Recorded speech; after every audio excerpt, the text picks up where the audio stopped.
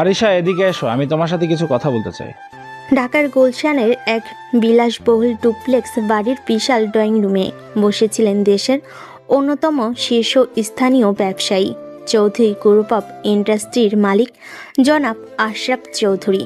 তার হাতে বেশ কয়েকটা শপিং ব্যাগ থেকে বের করা বিল, আর তার কপালে গভীর চিন্তার ভাঁজ। কি হয়েছে ড্যাড? এমন ভাবে চিৎকার করছো কেন? যেন বাড়িতে ডাকাত পড়েছে। আর আমার নাম আরিশা। আরিশা, এভাবে আরিশা বলে ডাকবেন প্লিজ, খুব খ্যাত শোনায়। আরিশা আশরাফ চৌধুরীর একমাত্র মেয়ে, বিদেশ ফেরত সুন্দরী তরুণী, হাতে আইফোন লেটেস্ট মডেলটা নাড়াচাড়া করতে করতে তার বাবার সামনে এসে দাঁড়ালো। তার পরনে দামি ব্র্যান্ডের পোশাক, মুখে বিরক্তির ছাপ। খ্যাত শোনা? আমার দেওয়া নামটা এখন তোমার কাছে খ্যাত মনে হয়, কিন্তু আমার ক্রেডিট কার্ড ব্যবহার করে 10 লক্ষ টাকা শপিং করতে তো তোমার একটুও খ্যাত মনে হয়নি। তিনি বিলগুলো আরিশার দিকে ছুড়ে দিলেন। এই বিলগুলোর মানে কি? মাত্র একদিনে তুমি 10 লক্ষ টাকা শপিং করেছো। তুমি কি টাকাটাকে গাছের পাতা মনে করো, নাকি আমার টাকার উপর তোমার কোনো মায়া দয়া নেই? ও এই ব্যাপার। ড্যাড, তুমি কি ভুলে গেছো আমি কার মেয়ে? আশরাফ চৌধুরীর একমাত্র মেয়ের লাইফস্টাইল তো এমনই হবে। নাকি তুমি চাও আমি সাধারণ মধ্যবিত্ত মেয়েদের মতো নিউ মার্কেট থেকে 100 টাকার কানের দুল কিনি আর বাসে করে ঘুরে বেড়াই? আমি তা চাই না। আমি শুধু চাই তুমি টাকার মূল্যটা বোঝো। তুমি দায়িত্বশীল হও। সারাদিন শুধু শপিং, পার্টি আর বন্ধুদের সাথে ঘুরালে এই জীবন চলে না মা। প্লিজ ড্যাড, আবার তোমার ওই বোরিং লেকচার শুরু করো না। আমার এখন এসব শোনার একদম মুড নেই। আমার বন্ধুরা অপেক্ষা করছে, আমাকে যেতে হবে। কোথাও যাবে না তুমি। আজ তোমার সব ক্রেডিট কার্ড আমি ব্লক করে দেব। আজ থেকে তোমার মাস শেষে একটা নির্দিষ্ট পকেট মানি ছাড়া আর কিছুই পাবে না তুমি। হোয়াট? তুমি এমনটা করতে পারো না ড্যাড, এটা আমার অধিকার। অধিকার? কোন অধিকারের কথা বলছো তুমি? আমি তোমাকে জন্ম দিয়েছি, তোমাকে লালন পালন করেছি, তোমার সব চাহিদা পূরণ করেছি। বিনিময়ে আমি কি পেয়েছি? তোমার এই অহংকার, তোমার এই জেদ, তোমার এই লাগাম ছাড়া জীবনযাত্রা। তাদের ঝগড়া ক্রমশ বাড়ছিল। আশরাফ চৌধুরীর গলা কাঁপছিল, তার মুখ লাল হয়ে উঠেছিল। আমি আর পারছি না আরিশা, তোমার এই চিন্তা আমার বুকের ভেতরটা। কথাটা শেষ করতে পারলেন না তিনি। হঠাৎ করেই তিনি বুকের বাঁদিকে হাত চেপে ধরে সোফা থেকে পড়ে যাওয়ার ভান করলেন। তার চোখ দুটো বন্ধ, মুখ দিয়ে গঙ্গানির শব্দ বের হচ্ছে। ড্যাড, ড্যাড কি হয়েছে তোমার? চোখ খোলো ড্যাড, প্লিজ আমার সাথে কথা বলো। আরিশার পায়ের নিচে মাটি যেন সরে গেল। সে জীবনে প্রথমবার ভয় পেল, প্রচন্ড ভয়। সে চিৎকার করে বাড়ির কাজে লোকেদের ডাকলো। জামাল চাচা, ড্রাইভার, তাড়াতাড়ি আসুন, বাবাকে হসপিটালে নিয়ে যেতে হবে। শহরের সবচেয়ে দামি হাসপাতালের প্রাইভেট কেবিনে বাইরে করিডোরে পায়চারি করছে আরিশা। তার দামি পোশাক এলোমেলো, চোখের নিচে কালি জমেছে। গত কয়েক ঘন্টা তার উপর দিয়ে যেন একটা ঝড় বয়ে গেছে। ঠিক তখনই কেবিনে দরজা খুলে বেরিয়ে এলেন ডাক্তার। তার পেছনে বেরিয়ে এলো আহনাফ। আহনাফ আশরাফ চৌধুরীর পার্সোনাল অ্যাসিস্ট্যান্ট, একজন স্মার্ট, বুদ্ধিমান এবং অসম্ভব রকমের বিশ্বস্ত কর্মচারী। গত 5 বছর ধরে সে ছায়ার মতো আশরাফ চৌধুরীর পাশে আছে। ডাক্তার, আমার বাবা কেমন আছেন? ওনার কি হয়েছে প্লিজ বলুন, উনি ঠিক আছেন? দেখুন মিস আরিশা, আপনার বাবার একটা ম্যাসিভ হার্ট অ্যাটাক হয়েছে। আমরা আমাদের সাধ্যমতো চেষ্টা করছি, কিন্তু আগামী 24 ঘন্টায় কিছু বলা যাচ্ছে না। ওনার অবস্থা খুবই ক্রিটিক্যাল, আপনারা দোয়া করুন। ডাক্তার চলে যাওয়ার পর আরিশা প্রায় ভেঙে পড়ল। আহনাফ তাকে ধরে ফেলল। ম্যাডাম প্লিজ নিজেকে সামলান। স্যার ঠিক হয়ে যাবেন।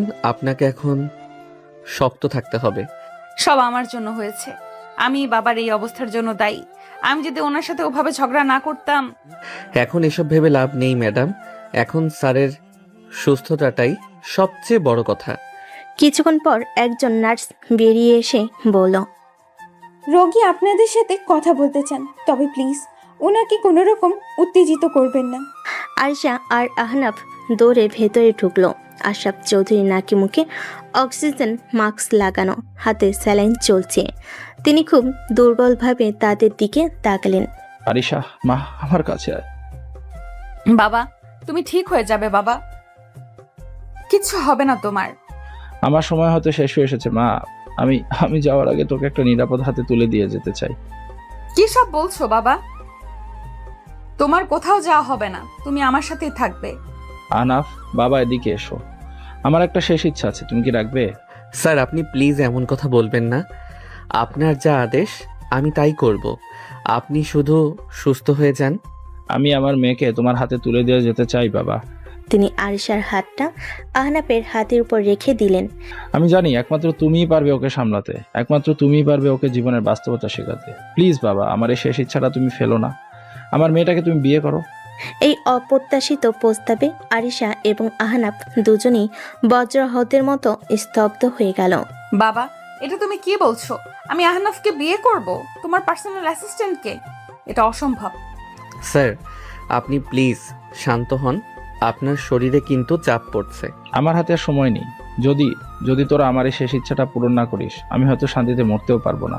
তার কথা বলার সাথে সাথেই মনিটরে বিপ বিপ শব্দটা দ্রুত হতে শুরু করলো। বাবা, বাবা। Doctor, nurse. ডাক্তার আর নার্সরা ছুটে এলেন। তারা আরিশা আর আহনাফের বাইরে যেতে বললেন। বাইরে বেরিয়ে আরিশা কান্নায় ভেঙে পড়ল।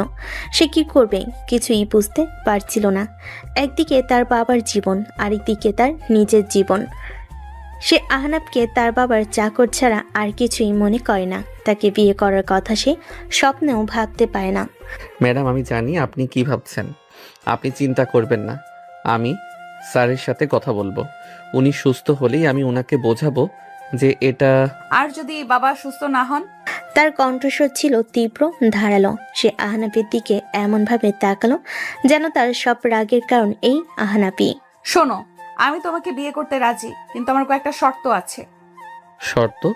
হ্যাঁ, শর্ত। প্রথমত, এই বিয়েটা হবে একটা নাটক, শুধু আমার বাবার জন্য। দ্বিতীয়ত, এই বিয়েটা হবে মাত্র 1 বছরের জন্য, একটা চুক্তি। ঠিক 1 বছর পর কোনো প্রশ্ন না করে, কোনো দাবি দেওয়া না করে তুমি আমাকে ডিভোর্স দিবে এবং আমার জীবন থেকে চিরদিনের মতো চলে যাবে। আহনাফ চুপ করে রইল। কি হলো, কথা বলছো না কেন? তোমার তো খুশি হওয়ার কথা। আমার মতো একজন মেয়েকে বিয়ে করার সুযোগ পাচ্ছ, সাথে আমার বাবার সব সম্পত্তি। এর চেয়ে বড় পাওয়া তো তোমার জীবনে আর কিছু হতে পারে না, তাই না? আরশার এই অপমানজনক কথাই আহনাফের আত্মসম্মানে তীব্র আঘাত লাগলো। সে তার বসের জীবনের কথা ভেবে আর কোনো উপায় না দেখে রাজি হয়ে গেল। ঠিক আছে ম্যাডাম, আমি আপনার সব শর্তে রাজি, কিন্তু আমারও একটা শর্ত আছে। তোমার আবার কি শর্ত? এই 1 বছর আমি আপনার বাবার সামনে নয়, সব সময় আপনার আইনসম্মত স্বামী হিসেবে থাকব। আর এই 1 বছরে আপনি আমাকে তাড়ানোর যত চেষ্টাই করুন না কেন, আমি আপনার জীবন ছেড়ে কোথাও যাব না, বরং আমি আপনার জীবনটাকেই বদলে দেওয়ার চেষ্টা করব। পারবেন তো এই চ্যালেঞ্জটা নিতে ম্যাডাম? আরশা তার চোখের দিকে তাকিয়ে দেখল, সেই চোখে আগুন জ্বলছে। সে একটা তাচ্ছিলের হাসি হেসে বলল, দেখা যাবে কে কার জীবন বদলায়। সেই হাসপাতালের করিডোরেই দুটো ভিন্ন মেরুর মানুষ তাদের জীবনের সবচেয়ে অদ্ভুত চুক্তিটা করেই ফেলল। একজন তার বাবার জীবন বাঁচানোর জন্য, আরেকজন তার বসের প্রতি বিশ্বস্ততার জন্য। কিন্তু তারা কেউই জানতো না এই চুক্তি তাদের জীবনকে এমনভাবে জড়িয়ে ফেলবে যা তারা কোনোদিনও কল্পনা করতে পারেনি। 2 দিন পর আশরাফ চৌধুরী কিছুটা সুস্থ হয়েছে। বিয়ের সমস্ত আনুষ্ঠানিকতা এবং লোক দেখানো হাসি খুশি ভাব বজায় রাখার পর রাত প্রায় 1টার সময় আরিশা তার নিজের ঘরে ঢুকলো। যদিও এখন আর ঘরটা শুধু তার একার নয়, ঘরটা ফুল দিয়ে সুন্দর করে সাজানো, যা তার বিরক্তিকে আরও বাড়িয়ে দিচ্ছে। সে কোনো দিকে না তাকিয়ে সোজা তার ওয়াকিন ক্লোজেটের দিকে হেঁটে গেল এবং ভেতর থেকে একটা ফাইল হাতে নিয়ে বেরিয়ে এলো। ঠিক তখনই আহনাফ ঘরে ঢুকলো। তার পরনে শেরওয়ানি, মুখে এক ধরনের শান্ত পরিশ্রান্ত অভিব্যক্তি। সে দরজাটা বন্ধ করে আরিশার দিকে তাকালো। অবশেষে নাটকের প্রথম অঙ্কটা শেষ হলো। সত্যি বলতে ম্যাডাম, আপনার অভিনয়ের দক্ষতা কিন্তু অসাধারণ। আপনার বাবা তো একবারের জন্যেও বুঝতে পারেননি যে আপনি কতটা খুশি হয়েছেন এই বিয়েতে। চুপ করো, একদম চুপ। আমার অভিনয় নিয়ে তোমাকে সার্টিফিকেট দিতে হবে না, আর আমাকে ম্যাডাম বলে ডাকারও কোনো প্রয়োজন নেই। আমার নাম আরিশা। ও তাই নাকি? আমি তো ভেবেছিলাম বিয়ের পরও আপনি আমার বসই থাকবেন। যাক, নাম ধরে ডাকার পারমিশন দেওয়ার জন্য ধন্যবাদ। আরিশা, তবে আমি কিন্তু আপনাকে এখনো ম্যাডামই ডাকবো, কারণ এই মুহূর্তে আপনি আমার জীবনের সবচেয়ে জটিল অ্যাসাইনমেন্ট, যা আমাকে 1 বছরের মধ্যে সমাধান করতে হবে। তার এই মজার মন্তব্য শুনে আরিশার মেজাজ আরও খারাপ হয়ে গেল। সে তার হাতে থাকা ফাইলটা বিছানার উপর ছুঁড়ে দিয়ে বলল, তোমার ফালতু কথা শোনার জন্য আমার কাছে সময় নেই। আগে এই কাগজগুলোতে সই করো। আহনাফ এগিয়ে গিয়ে ফাইলটা খুলো। ভেতরে নন জুডিশিয়াল স্ট্যাম্প পেপারের উপর ইংরেজিতে টাইপ করা একটা চুক্তিপত্র। সে ভুরু কুঁচকে পড়তে শুরু করলো। Agreement of marriage for a limited period. Repeat. Terms and condition. This marriage is solely a contractual obligation to fulfill the wish of Mr. Ashraf Chaudhuri and holds no emotional and personal value. Mr. Ahnaf will maintain a respectable physical distance from Mrs. Arisha at all times. The bedroom will be shared, but he will be restricted to the couch. Neither party shall interfere in the personal, social, or professional life of the others. Mr. Ashraf will not claim any right to the properties or assets of Mrs. Arisha or Mr. Ashraf Chaudhuri. After the successful completion of 335 days from the date of signing, both parties will mutually agree to a divorce without any claims, questions, and alimony.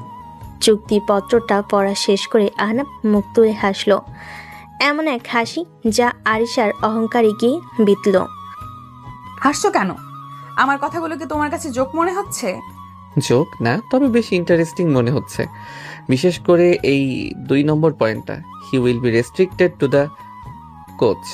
বাহ, আমার মতো একজন সাধারণ কর্মচারীর জন্য আপনি সোফার ব্যবস্থা করছেন, এটাই তো অনেক ম্যাডাম। আমি তো ভেবেছিলাম আমাকে হয়তো ফ্লোরে ঘুমাতে বলবেন। আপনার এই মহানুভবতায় আমি মুগ্ধ। আমার সাথে ব্যঙ্গ করবে না আহনাফ। যা লেখা আছে তা যদি তোমার মঞ্জুর হয় তাহলে সই করো, না হলে এক্ষুনি আমার ঘর থেকে বেরিয়ে যাও। বাবাকে আমি যা বোঝার বুঝিয়ে নেব। আরে আরে, চড়ছেন কেন? আহনাফ তার শেরওয়ানির পকেট থেকে একটা কলম বের করলো। আপনার মতো একজন সুন্দরী মহিলার সাথে এক ছাদের নিচে থাকার সুযোগ পাচ্ছি, তাও আবার এমন ভিআইপি সোফায় ঘুমানোর ব্যবস্থা। এমন অফার কি কেউ ছাড়ে? আমি তো রাজি। সে কোনো দ্বিধা না করে হাসি মুখে চুক্তিপত্রের নিচে নির্দিষ্ট স্থানে সই করে দিল। এই নিন, আপনার দরখাস্ত লিখে দিলাম। আরিশা কাগজটা হাতে নিয়ে দেখলো আহনাফ সত্যি সই করেছে। সে কিছুটা অবাক হলো। সে ভেবেছিল আহনাফ হয়তো আপত্তি করবে, দর কষাকষি করার চেষ্টা করবে। গুড, আশা করি তুমি তোমার কথা রাখবে। অবশ্যই রাখবো। আহনাফ চৌধুরী, থুক্কু চৌধুরী তো আপনার বাবা, মানে আহনাফ রহমান চৌধুরী কথা দিলে সেই কথা রাখে। তবে এই চুক্তিপত্রটা আমার কাছে কিছুটা অসম্পূর্ণ মনে হচ্ছে ম্যাডাম। মানে কিসের অসম্পূর্ণ? মানে হলো, এখানে তো শুধু আমার করণীয়গুলোই লেখা আছে, আপনার তো কিছুই লেখা নেই। আমার কিছু করার নেই। আমি আরিশা চৌধুরী, আমি কোনো নিয়ম মানি না, আমি নিয়ম তৈরি করি। সে তো আপনি আপনার বাবার রাজ্যে করেন ম্যাডাম। আহনাফ তার দিকে এক পা এগিয়ে এসে বলল, কিন্তু এই ঘরটা, এই সম্পর্কটা এখন থেকে আমারও রাজ্য, আর আমার রাজ্যে আমারও কিছু নিয়ম থাকবে। তার এই অপ্রত্যাশিত কৃতিত্বের সুরে আরিশা কিছুটা থমকে গেল। আমি আপনার মতো এতগুলো শর্ত দেব না, আমার শর্ত থাকবে মাত্র একটা। সে আরিশার হাত থেকে কলমটা নিয়ে চুক্তিপত্রের নিচে খালি জায়গায় বড় বড় করে লিখল, clause by mister Ahnaf, during this 1 year period, Mrs. Arisha will be obligated to listen to and follow every reasonable instruction given by her lawfully wedded husband, Mr. Ahnaf. লিখে সে আরিশার দিকে তাকিয়ে বলল, পড়ে দেখুন, আশা করি আপনার বুঝতে কোনো অসুবিধা হবে না। আরিশা লেখাটা পড়ে রাগে বিস্ময়ে ফেটে পড়ল। হোয়াট? এর মানে কি? আমি তোমার সব কথা শুনতে বাধ্য থাকবো? তুমি কি নিজেকে আমার মালিক ভাবা শুরু করেছো? মালিক নয় ম্যাডাম। স্বামী, আইন এবং ধর্ম দুটোই আমাকে এই অধিকার দিয়েছে। আপনি আমাকে আপনার ব্যক্তিগত জীবনে হস্তক্ষেপ করতে বারণ করেছেন, আমিও করব না। কিন্তু এই 1 বছর আপনি আমার স্ত্রী, আর একজন স্ত্রী হিসেবে, একজন মানুষ হিসেবে আপনাকে কিছু দায়িত্ব পালন করতে হবে।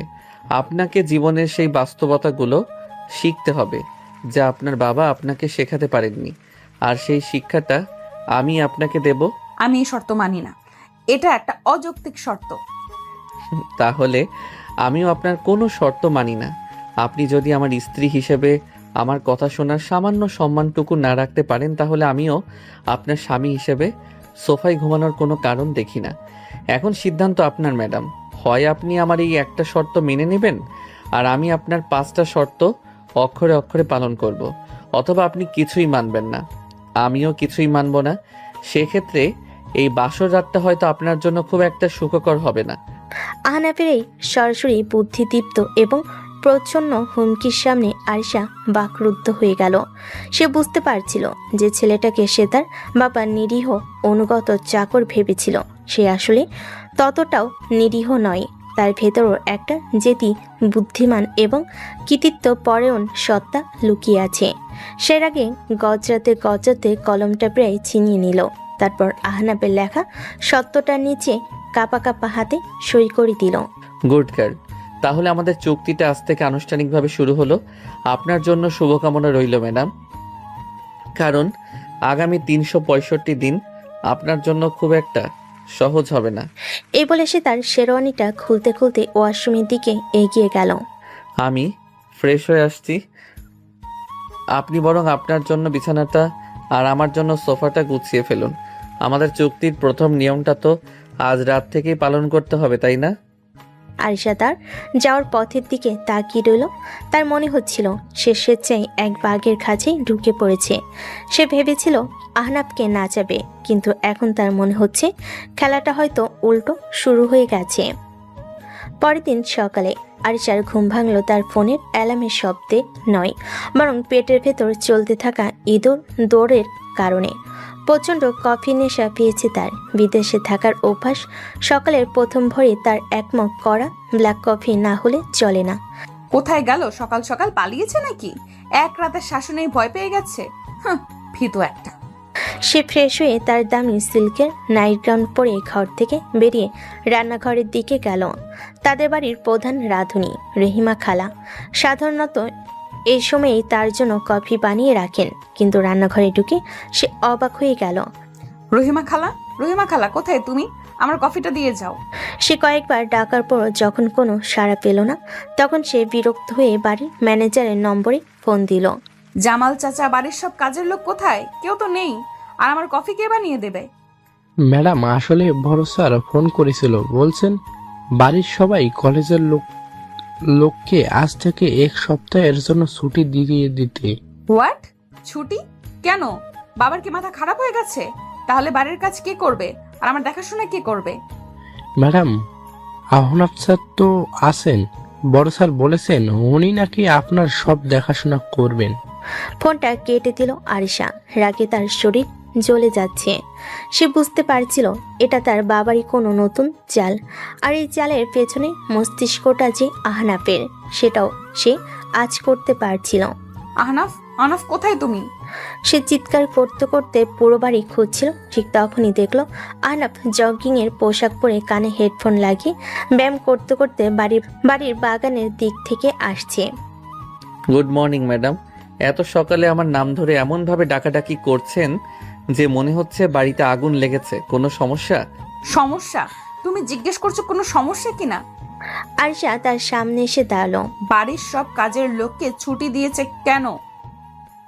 এটা নিশ্চয়ই তোমার বুদ্ধি, তাই না? বাবাকে তুমিই উস্কেছ। আমি? ছি ম্যাডাম, আমি কেন আপনার বাবার মতো একজন সম্মানীয় মানুষকে উস্কানি দিতে যাব? উনি হয়তো চেয়েছেন আপনি আপনার নতুন সংসারটা নিজের হাতে গুছিয়ে নিন, একজন আদর্শ স্ত্রীর মতো। এতে তো আমার কোনো দোষ নেই। আদর্শ স্ত্রী মাই ফুট। আমি এসব নাটক করতে পারবো না। আমি এখন কফি খাবো। যাও, আমার জন্য কফি বানিয়ে আনো।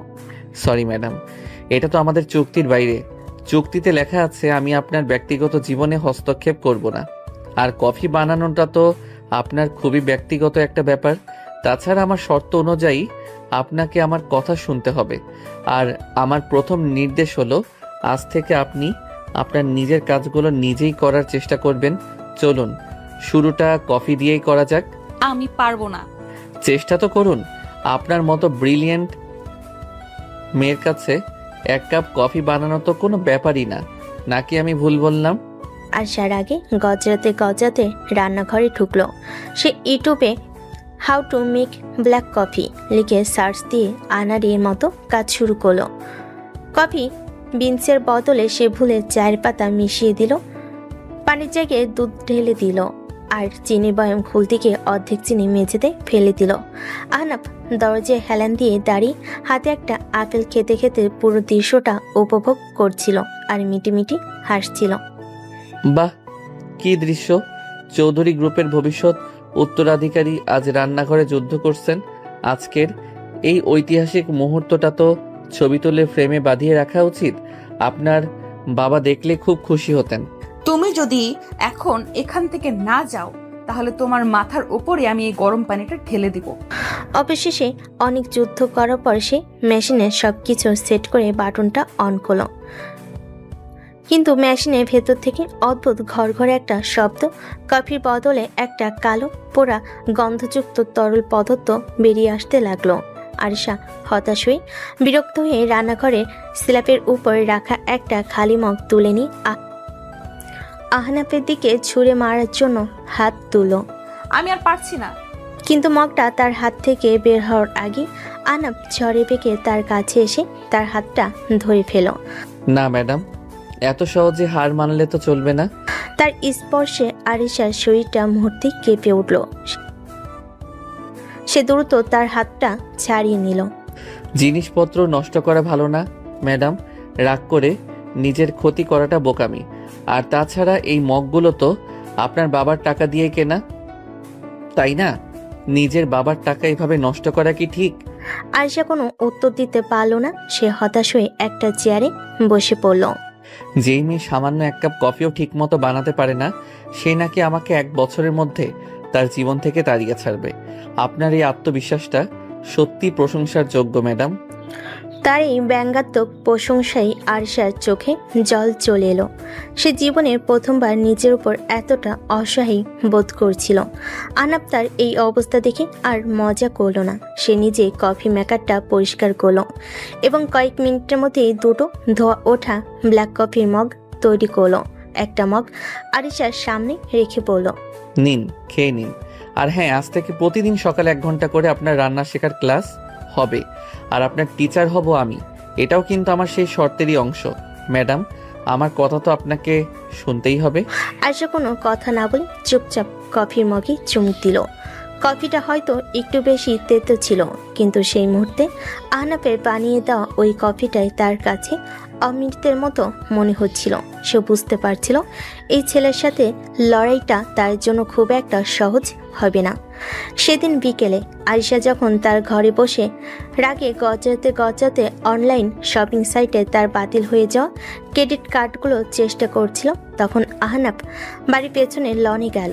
সেখানে সুইমিং পুলের পাশে বসে তার শ্বশুরমশাই জনাব আশরাফ চৌধুরী চিন্তিত মুখে চা খাচ্ছিলেন। কি খবর আঙ্কেল? আপনাকে দেখে তো মনে হচ্ছে দেশের সব শেয়ার মার্কেটে ধস নেমেছে। আর বলো না বাবা, মেয়ের চিন্তায় আমার রাতের ঘুম হারাম হয়ে গেছে। ও কি খুব বেশি রাগারাগি করছে? তোমাকে খুব বিরক্ত করছে, তাই না? আরে ধুর, আপনার মেয়ে তো একটা বিড়াল ছানা, শুধু শুধু মিউমিউ করে, কামড়ানোর সাহস নেই। আপনি একদম চিন্তা করবেন না। মিশন ইম্পসিবল আমার হাতে যখন পড়েছে, তখন তো এটা মিশন পসিবল হবেই। তোমার উপর আমার সেই বিশ্বাসটা আছে বাবা, কিন্তু মাঝে মাঝে আমারই খুব কষ্ট হয়। মেয়েটাকে কোনোদিনও কোনো কষ্ট দিইনি। এখন আপনি ওকে কষ্ট দিচ্ছেন না আঙ্কেল, আপনি ওকে জীবনের জন্য তৈরি করছেন। একটা পাথরের মূর্তিকেও তো সুন্দর আকৃতি দেওয়ার জন্য ছেনি হাতুড়ির আঘাত সহ্য করতে হয়, তাই না? আপনার মেয়ে তো হীরের টুকরো, শুধু একটু ঘষা মাজা করতে হবে, এই আর কি। আহনাফের এই কথাই আশরাফ চৌধুরীর মুখটা উজ্জ্বল হয়ে উঠল। তবে একটা কথা বলতেই হয় আঙ্কেল। কি কথা? আপনার সেই হার্ট অ্যাটাকের অভিনয়টা কিন্তু অস্কার পাওয়ার মতো ছিল। আমি তো এক মুহূর্তের জন্য সত্যি ভয় পেয়ে গিয়েছিলাম। আপনি বিজনেসের পাশাপাশি অভিনয়ে চেষ্টা করলে কিন্তু ভালোই করতেন, বলিউডে চান্স পেয়ে যেতেন। এই কথাই আশরাফ চৌধুরী হো হো করে হেসে উঠলেন। কি করব বাবা, দুষ্টু গরুর চেয়ে শূন্য গোয়াল ভালো, কিন্তু আমার তো একটাই গরু, তাকে তো লাইনে আনতেই হবে, তাই না? যাকে বলো, তোমার প্ল্যান অনুযায়ী তো সবকিছু হচ্ছে। একদম পারফেক্টলি আঙ্কেল। অপারেশন আরিশার প্রথম ধাপ সফলভাবে সম্পন্ন হয়েছে। কাজের লোক ছুটি, ক্রেডিট কার্ড বন্ধ। আজ সকালে তো নিজের হাতে কফি বানাতে গিয়ে প্রায় রান্নাঘরেই আগুন লাগিয়ে দিচ্ছিল। বলো কি? হ্যাঁ, এরপর থেকে প্রতিদিন সকালে 1 ঘন্টা করে রান্নার ক্লাস নেব আমি। তারপর ওকে লোকাল বাসে চড়াবো, মাসের খরচের হিসাব করতে শেখাবো। দেখবেন কয়েক মাসের মধ্যেই আপনার অহংকারী প্রিন্সেস মেয়েটা একজন দায়িত্বশীল সংসারী রানী হয়ে উঠবে। শুধু আপনি আপনার দিক থেকে শক্ত থাকবেন। ও যতই কান্নাকাটি করুক, আপনি কিন্তু একদমই মন গলাবেন না। সেজন্য তো তোমাকে বেছে নিয়েছি বাবা, আমি জানি তুমিই পারবে। আমার মেয়েটার জীবনটা গুছিয়ে দেওয়ার দায়িত্বটা এখন তোমার হাতেই দিয়ে দিলাম। আপনি নিশ্চিন্তে থাকুন আঙ্কেল, আমি আমার বসের দেওয়া সবচেয়ে কঠিন কিন্তু সবচেয়ে প্রিয় অ্যাসাইনমেন্টটা খুব যত্ন করে শেষ করব বস। দুজনেই একসাথে হেসে উঠল। তাদের এই হাসি আর আত্মবিশ্বাসী কথোপকথনই বলে দিচ্ছিল যে আরিশার সামনের দিনগুলো খুব একটা সহজ হবে না। তার শিক্ষকদের পরিকল্পনা যে অনেক দূর পর্যন্ত বিস্তৃত। কয়েকদিন ধরে বাড়িতে বন্দি জীবন কাটানোর পর আরিশার অবস্থা প্রায় পাগল হওয়ার মতো। তার ক্রেডিট কার্ড ব্লক, গাড়ি নেই, ইন্টারনেট সংযোগও ইচ্ছাকৃতভাবে স্লো করে দেওয়া হয়েছে। আহনাফের শাসন আর রান্না শেখানোর ক্লাসে সে অতিষ্ঠ। অবশেষে সে আহনাফকে সবার সামনে অপমান করার এবং তার আসল অর্থনৈতিক অবস্থা দেখিয়ে দেওয়ার জন্য একটা মোক্ষম সুযোগ পেল। শোনো, আমি আজ শপিংয়ে যাব। আহনাফ সোফায় বসে ল্যাপটপে কাজ করতে করতে বলল। বাহ, খুব ভালো কথা, কিন্তু যাবেন কিভাবে? আপনার তো গাড়ি নেই। নাকি হেঁটে হেঁটে নিউ মার্কেট যাওয়ার প্ল্যান করছেন? ফাজলামো করবে না, তুমি আমাকে নিয়ে যাবে। আমি আপনার সাথে শপিংয়ে? ম্যাডাম, এটা তো আমাদের চুক্তির বাইরে। তাছাড়া আপনার তো ক্রেডিট কার্ডও নেই।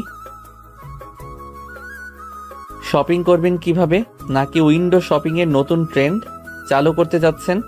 আমার ক্যাশ টাকা আছে, আর তুমি আমাকে নিয়ে যেতে বাধ্য, কারণ তোমার শর্ত অনুযায়ী তুমি আমার আইনসম্মত স্বামী, আর একজন স্বামীর দায়িত্ব হলো তার স্ত্রীর সব শখ পূরণ করা। বাহ, প্রয়োজন হলে আপনি আইনও খুব ভালো বোঝেন দেখি। ঠিক আছে, চলুন। আপনার যখন এতই শখ হয়েছে, তখন আপনার গরিব স্বামীর সাথে শপিং করার অভিজ্ঞতাটাও একবার হয়ে যাক। আহনাফ জানতো এটা আরিশার পাতা কোনো নতুন ফাঁদ, কিন্তু সে এই খেলার জন্য প্রস্তুত ছিল। গুলশানের একটি বিলাসবহুল শপিং মল। অবশেষে তারা শপিং মলে চলে এলো। আহনাফ আর আরিশা যখন শপিং মলের সবচেয়ে দামি ডিজাইনার ব্র্যান্ডের শোরুমে লাক্সে ঢুকলো, তখন সেখানে আগে থেকে উপস্থিত ছিল আরিশার হাই সোসাইটির 2 বান্ধবী, শায়লা এবং রিয়া। দেখে বোঝা যাচ্ছে সবকিছু পূর্ব পরিকল্পিত। শায়লা আরিশাকে জড়িয়ে ধরে নাটকীয়ভাবে বলল, ও মাই গড, আরিশা তুমি এখানে? আমি তো ভাবতেই পারিনি, বিয়ের পর তোকে আর দেখতেই পেলাম না। তোর বাবা তোকে একেবারে গৃহবন্দী করে রেখেছে শুনলাম। আহনাফের দিকে তাচ্ছিলের দৃষ্টিতে তাকিয়ে বলে, আর ইনিই বুঝি তোর সেই হাজবেন্ড? হাই, আমি রিয়া। হ্যালো, আমি আহনাফ, আরিশার হাজবেন্ড এবং ওর বাবার ভাষায় ওর সামলানেওয়ালা। আপনাদের সাথে পরিচিত হয়ে খুব ভালো লাগলো। আহনাফের এই সহজ উত্তরে মেয়েরা কিছুটা থমকে গেল। তার ভেবেছিল আহনাফ হয়তো অস্বস্তিতে পড়বে। তোরা এখানে কি করছিস? আর বলিস না, নতুন কালেকশন এসেছে তাই দেখতে এলাম। তুইও তো শপিং করতে এসেছিস তাই না? চল একসাথে দেখি। আহনাফ ভাইয়া, আপনি কি আমাদের সাথে জয়েন করবেন নাকি এখানে দাঁড়িয়ে বোর হবেন? আরে, বোর হব কেন? আমার স্ত্রীর পছন্দ অপছন্দ সম্পর্কে তো আমারও জানা দরকার, তাই না? Please carry on. এরপর শুরু হলো আরিশার আসল খেলা। সে ইচ্ছে করে শোরুমের সবচেয়ে দামি এবং সবচেয়ে এক্সক্লুসিভ পোশাকগুলো একটা একটা করে ট্রাই করতে লাগলো এবং আহনাফকে দেখে মতামত জানতে চাইল। আহনাফ, দেখো তো এই ড্রেসটা কেমন লাগছে আমার। এটার দাম মাত্র 2.5 লাখ টাকা। ড্রেসটা সুন্দর, কিন্তু আমার মনে হয় এটার রংটা আপনার ব্যক্তিত্বের সাথে ঠিক যাচ্ছে না। আপনাকে লালের চেয়ে কালো রঙে বেশি মানায়, তাই না? শাইলা ফিস ফিস করে রিয়াকে বলে, দেখেছিস দাম শুনে ছেলেটার মুখটা কেমন ফ্যাকাশে হয়ে গেছে, এখন রং নিয়ে বাহানা করছে। ওকে ফাইন, তাহলে এটা দেখো। সে এবার একটা কালো রঙের গাউন পরে বেরিয়ে এলো। এটার দাম 3 লক্ষ টাকা। এটা পছন্দ হয়েছে? এটার ডিজাইনটা খুব ভালো, কিন্তু কাপড়টা আমার ঠিক পছন্দ হচ্ছে না। কেমন যেন সিনথেটিক লাগছে। আপনার স্কিনের জন্য হয়তো আরামদায়ক হবে না। হোয়াট? সিনথেটিক? ভাইয়া, এটা পিওর ইটালিয়ান সিল্ক। আপনি কাপড় চেনেন তো? চিনি তো বটেই। সে সেলসম্যানকে ডেকে বলল। এক্সকিউজ মি, এই পোশাকটার ম্যাটেরিয়াল কম্পোজিশনটা একটু বলবেন? সেলসম্যান ট্যাগ দেখে ইতস্তত করে বলল, স্যার, এটা আসলে 90% সিল্ক আর 10% পলিস্টার মিক্স। দেখলেন তো রিয়া, আপনার চোখ কিন্তু জহরির চোখ। ভেজালটা ঠিক ধরে ফেলি। এই ঘটনায় আয়শা আর তার বন্ধুরা বেশ অপমানিত বোধ করলো। আয়শা এবার জেদের বসে প্রায় 10-12টা দামি পোশাক, জুতো আর ব্যাগ পছন্দ করে ফেলো। আমার এগুলো সবই পছন্দ হয়েছে, প্যাক করে দিন। সে বিলিং কাউন্টারে গিয়ে এমন একটা ভাব করলো যেন সে তার ওয়ালেট খুঁজছে। ও শিট, আমি তোমার ওয়ালেট আনতে ভুলে গেছি আহনাফ। তোমার কাছে তো টাকা আছে তাই না? আজকের বিলটা তুমি দিয়ে দাও প্লিজ, আমি তোমাকে পরে দিয়ে দিব। শাইলা আর রিয়া মুখ টিপে হাসছিল। তারা জানে একজন সাধারণ কর্মচারীর পক্ষে এতগুলো টাকার বিল দেওয়া অসম্ভব। এটাই ছিল তাদের মূল পরিকল্পনা। ম্যাডাম, আপনার টোটাল বিল হয়েছে 12,50,000 টাকা। ওকে, কার্ডে পে করা যাবে তো? আহনাফ তার পকেট থেকে একটা সাধারণ ব্যাংকের ডেবিট কার্ড বের করলো। আয়শা তার ছেলের হাসি হেসে বলল, তোমার এই সাধারণ কার্ডে কি এত টাকা আছে? চেষ্টা করে দেখতে তো আর দোষ নেই, তাই না? সে কার্ডটা সোয়াইপ মেশিনে প্রবেশ করলো এবং পিন নাম্বার দিল। কয়েক মুহূর্তের নীরবতা। আয়শা আর তার বন্ধুরা অধীর আগ্রহে অপেক্ষা করছে কখন ট্রানজ্যাকশন ডিক্লাইন্ড লেখাটা স্ক্রিনে ভেসে উঠবে। কিন্তু সবাইকে অবাক করে দিয়ে মেশিন থেকে একটা রসিদ বেরিয়ে এলো। ট্রানজ্যাকশন অ্যাপ্লয়েড। কিভাবে কিভাবে সম্ভব তোমার কাছে এত টাকা? আমি গত 5 বছর ধরে এই কোম্পানিতে চাকরি করছি ম্যাডাম।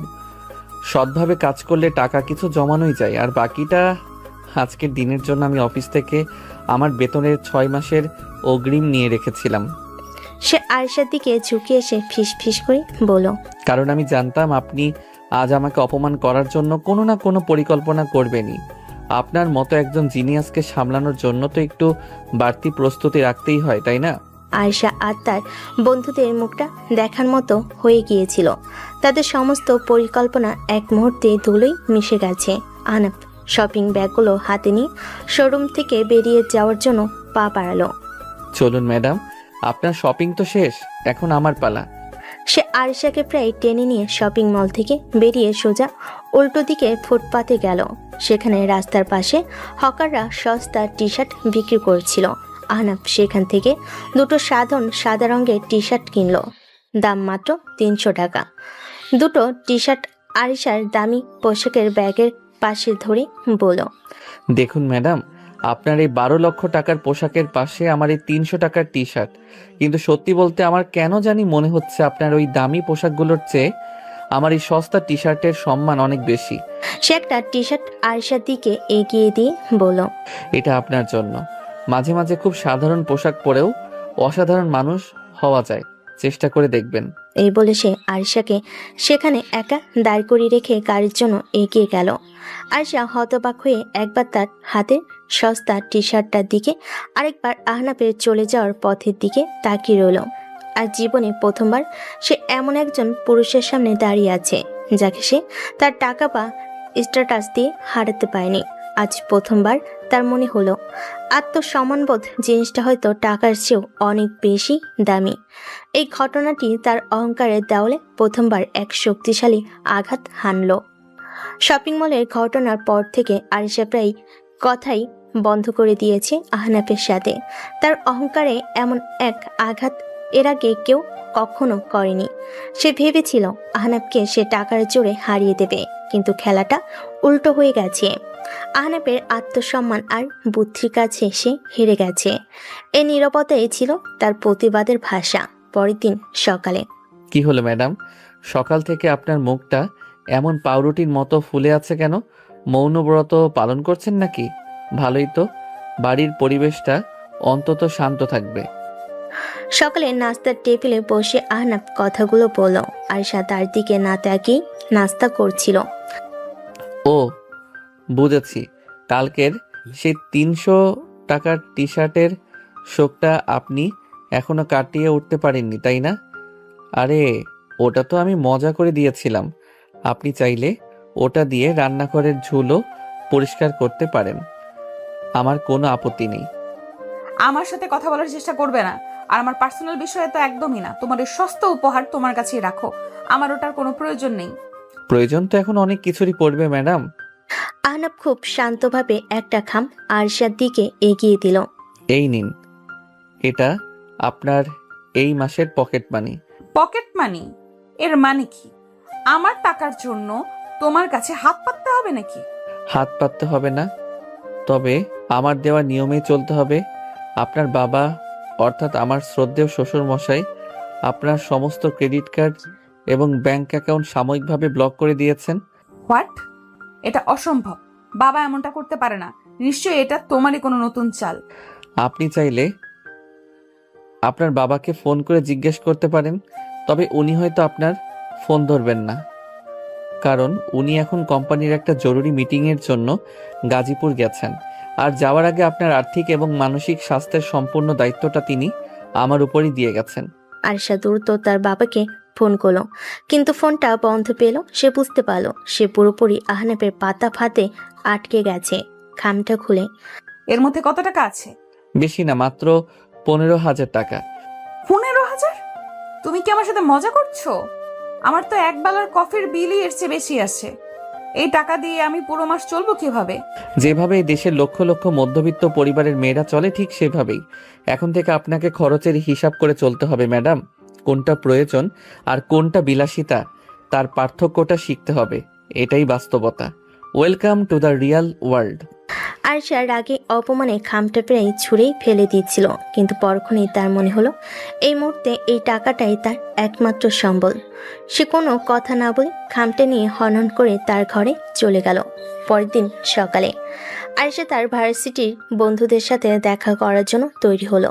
সে ভেবেছিল আহনাবকে না বলে সে তার নিজের দামি গাড়িটা নিয়ে বেরিয়ে যাবে, কিন্তু গ্যারেজে গিয়ে সে দেখল তার শখের অডি গাড়িটা সেখানে নেই। ফোনে আহনাবকে বলে, আমার গাড়ি কোথায় আহনাফ? কোন গাড়ি ম্যাডাম?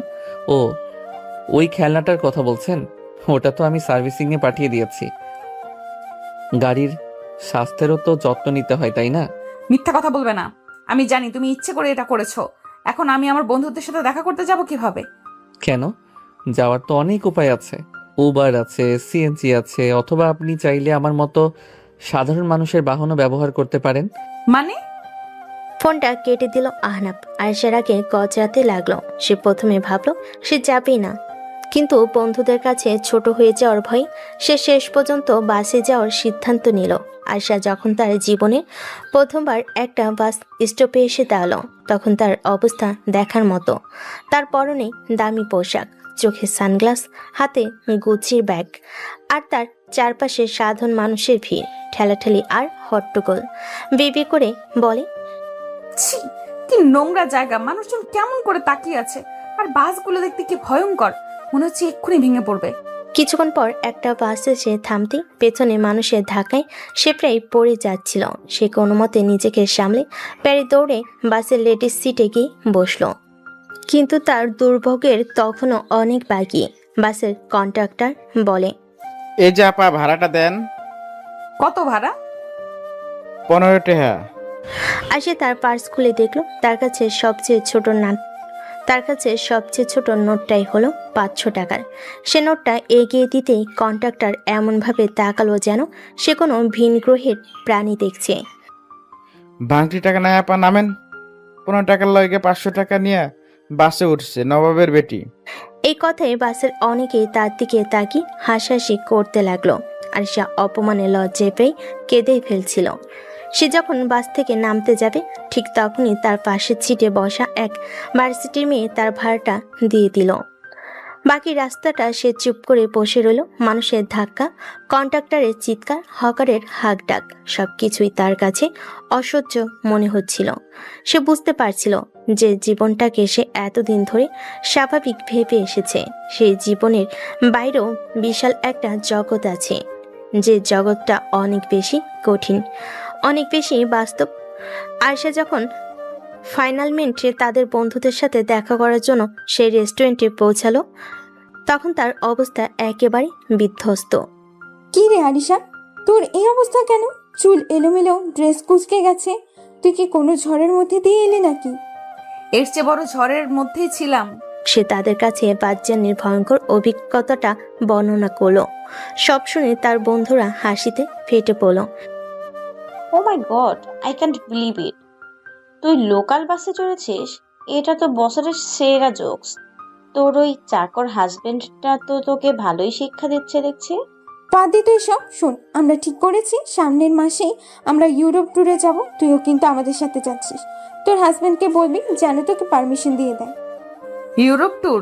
এই শব্দটা শোনার পর আরিশান মনে পড়ল তার অ্যাকাউন্টে এখন আর লক্ষ লক্ষ টাকা নেই, আছে শুধু আহনাফের দেওয়া সেই 15,000 টাকা। কিরে, চুপ করে গেলি কেন? তোর বাবা তো তোকে মানা করবে না? নাকি তোর ওই কিপটুস হাজবেন্ডটা মানা করবে?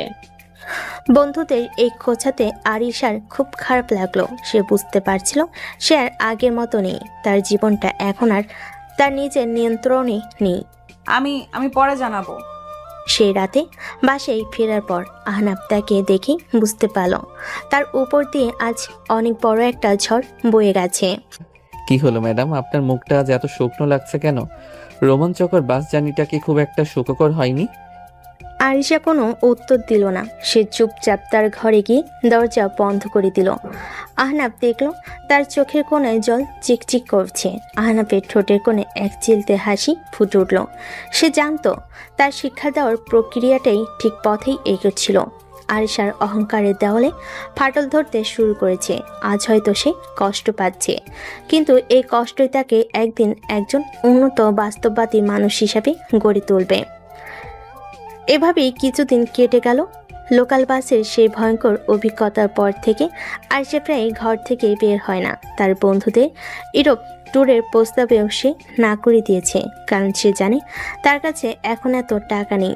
এই কয়েকদিনে সে একটা বিষয় খুব ভালো করে বুঝতে পেরেছে, টাকা ছাড়া তার জৌলুস, তার স্ট্যাটাস, তার বন্ধুদের কাছে তার কোনো মূল্যই নেই। এই কঠিন বাস্তবতাটা তাকে ভেতর থেকে নাড়িয়ে দিয়েছে। কি ব্যাপার ম্যাডাম, আজকাল আপনাকে খুব চুপচাপ দেখি। আপনার সেই রানী ভিক্টোরিয়া সুলভ অহংকারটা কোথায় গেল? বাসের ঝাঁকুনিতে কি রাস্তায় পড়ে গেছে নাকি? রাতে খাবারের টেবিলে বসে আহনাফ কথাগুলো বলল। টেবিলের বাইরে থেকে আনা খাবার গত কয়েকদিন ধরে তার রেস্টুরেন্টের খাবারের উপর দিয়ে চালাচ্ছে। তোমার সাথে কথা বলার কোনো ইচ্ছে আমার নেই। কিন্তু আমার তো আছে। আহনাফ তার চেয়ারটা টেনে আরিশার কাছে এসে বসলো। দেখুন ম্যাডাম, আমি বুঝতে পারছি আপনার কষ্ট হচ্ছে, কিন্তু এটাই জীবন, আর জীবনের সাথে মানিয়ে নিতে হয়। আমি তোমার লেকচার শুনতে চাই না। লেকচার নয় ম্যাডাম, এটা হলো প্রস্তাব। আমার মনে হয় আমাদের এই প্রতিদিন বাইরে থেকে খাবার আনাটা বন্ধ করা উচিত। এতে শুধু টাকারই অপচয় হচ্ছে না, স্বাস্থ্যেরও ক্ষতি হচ্ছে। তাহলে তুমিই রান্না করো। তুমি তো আমার স্বামী, আমার ভরণ পোষণের দায়িত্ব তো তোমারই, তাই না? অবশ্যই আমার, কিন্তু আমি তো সারাদিন অফিসে থাকি। আমি কি অফিস থেকে ফিরে এসে রান্না করব নাকি আপনার সেবা করব? তার চেয়ে বরং আমরা একটা কাজ করতে পারি। কি কাজ? আমার শর্ত অনুযায়ী আমার কথা তো আপনাকে শুনতেই হবে। তো আমার দ্বিতীয় নির্দেশ হলো, আজ থেকে এই বাড়ির রান্নাটা আপনি করবেন। এই কথা শোনার সাথে সাথেই আরিশা এমনভাবে চমকে উঠল যেন সে ভূত দেখেছে। হোয়াট? আমি রান্না করব? তুমি কি পাগল হয়ে গেছো? আমি তো ডিমও ভাজতে পারি না। পারেন না তো শিখে নেবেন।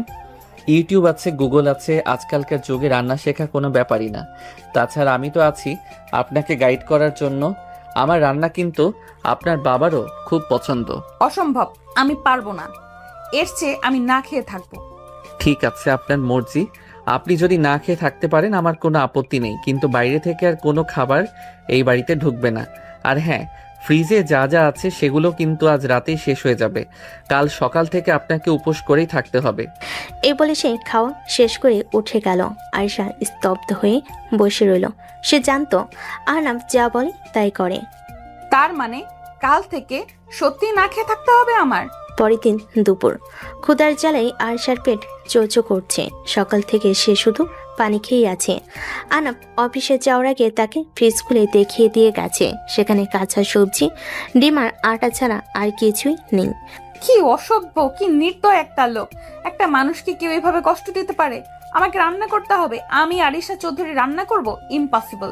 কিন্তু পেটের ক্ষুধা যখন এগোর চেয়েও বড় হয়ে উঠল, তখন সে অনিচ্ছা সত্ত্বেও রান্নাঘরের দিকে পা বাড়ায়।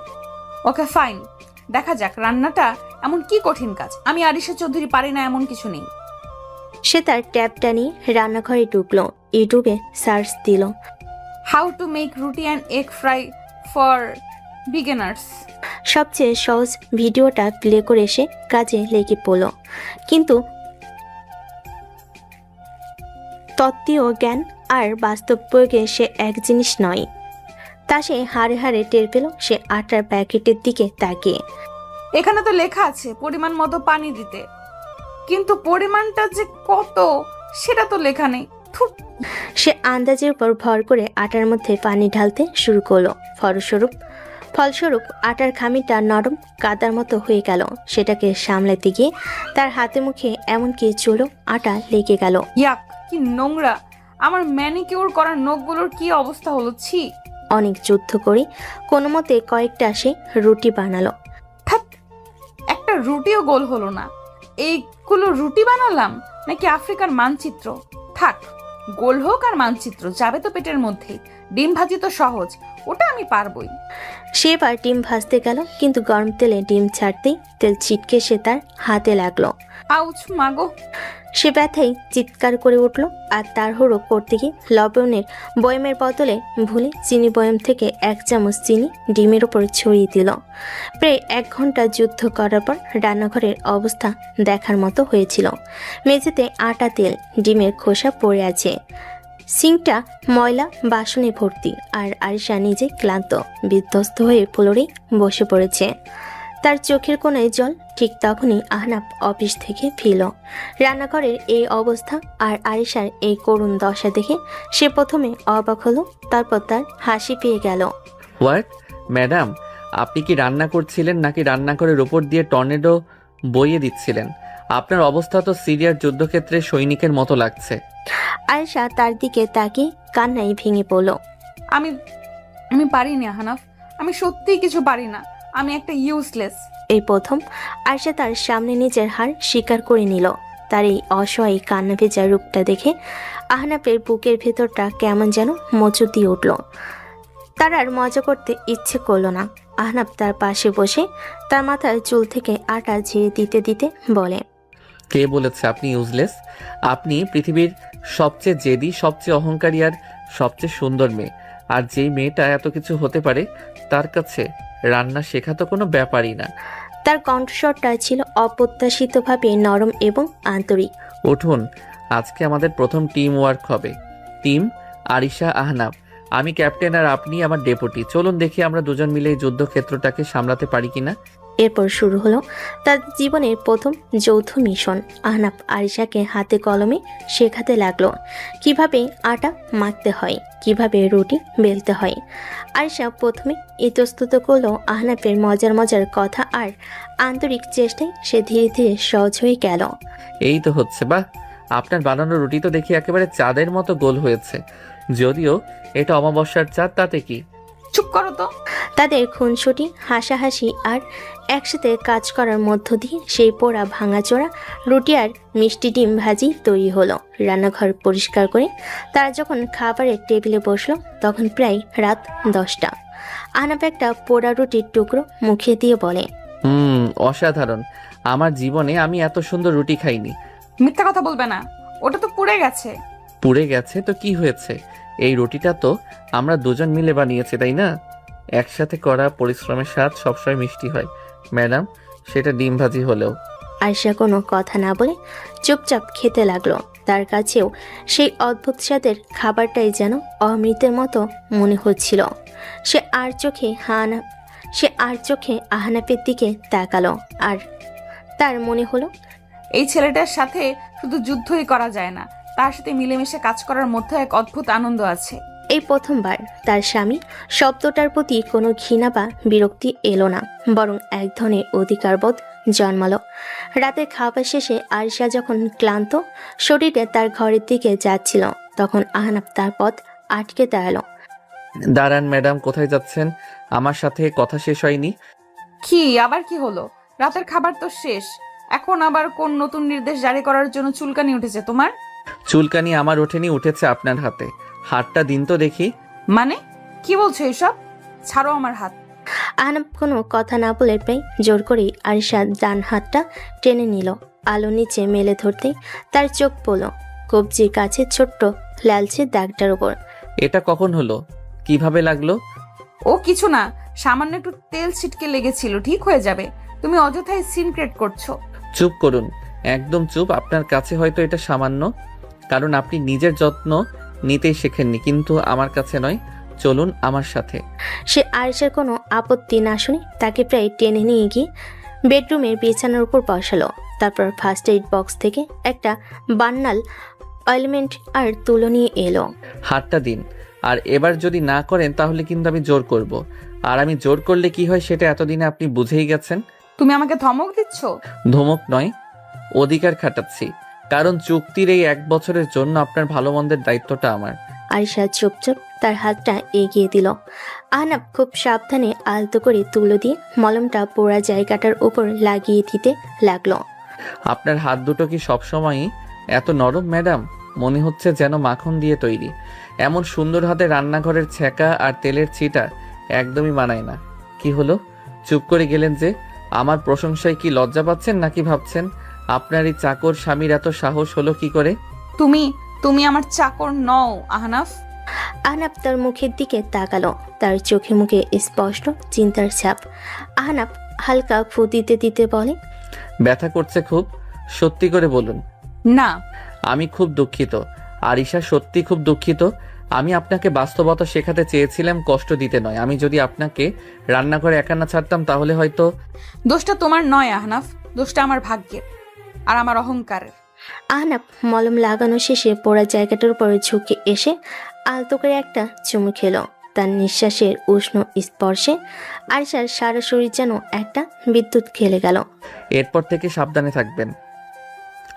আপনার শরীরের প্রতিটি অংশ আমার কাছে খুব দামি ম্যাডাম, কারণ চুক্তির এই 1 বছরের জন্য আপনি আমার আমানত, আর আমি আমার আমানতের খেয়ানত করি না।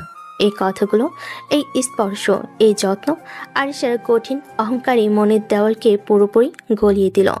তার চোখ দিয়ে টপ করে জল গড়িয়ে পড়ল। সে বুঝতে পারছিল সে আর শুধু চুক্তির জালে বন্দি নেই, সে ধীরে ধীরে এই ছেলেটার মায়ার জালে, ভালোবাসার জালে জড়িয়ে পড়েছে। আরিশার হাতে মলম লাগিয়ে দেওয়ার সেই রাতের পরে কেটে গেছে আরও প্রায় সপ্তাহ খানিক। এই কয়েকদিনে বাড়ির পরিবেশটা অনেকটাই বদলে গেছে। তাদের মধ্যে এখন আর আগের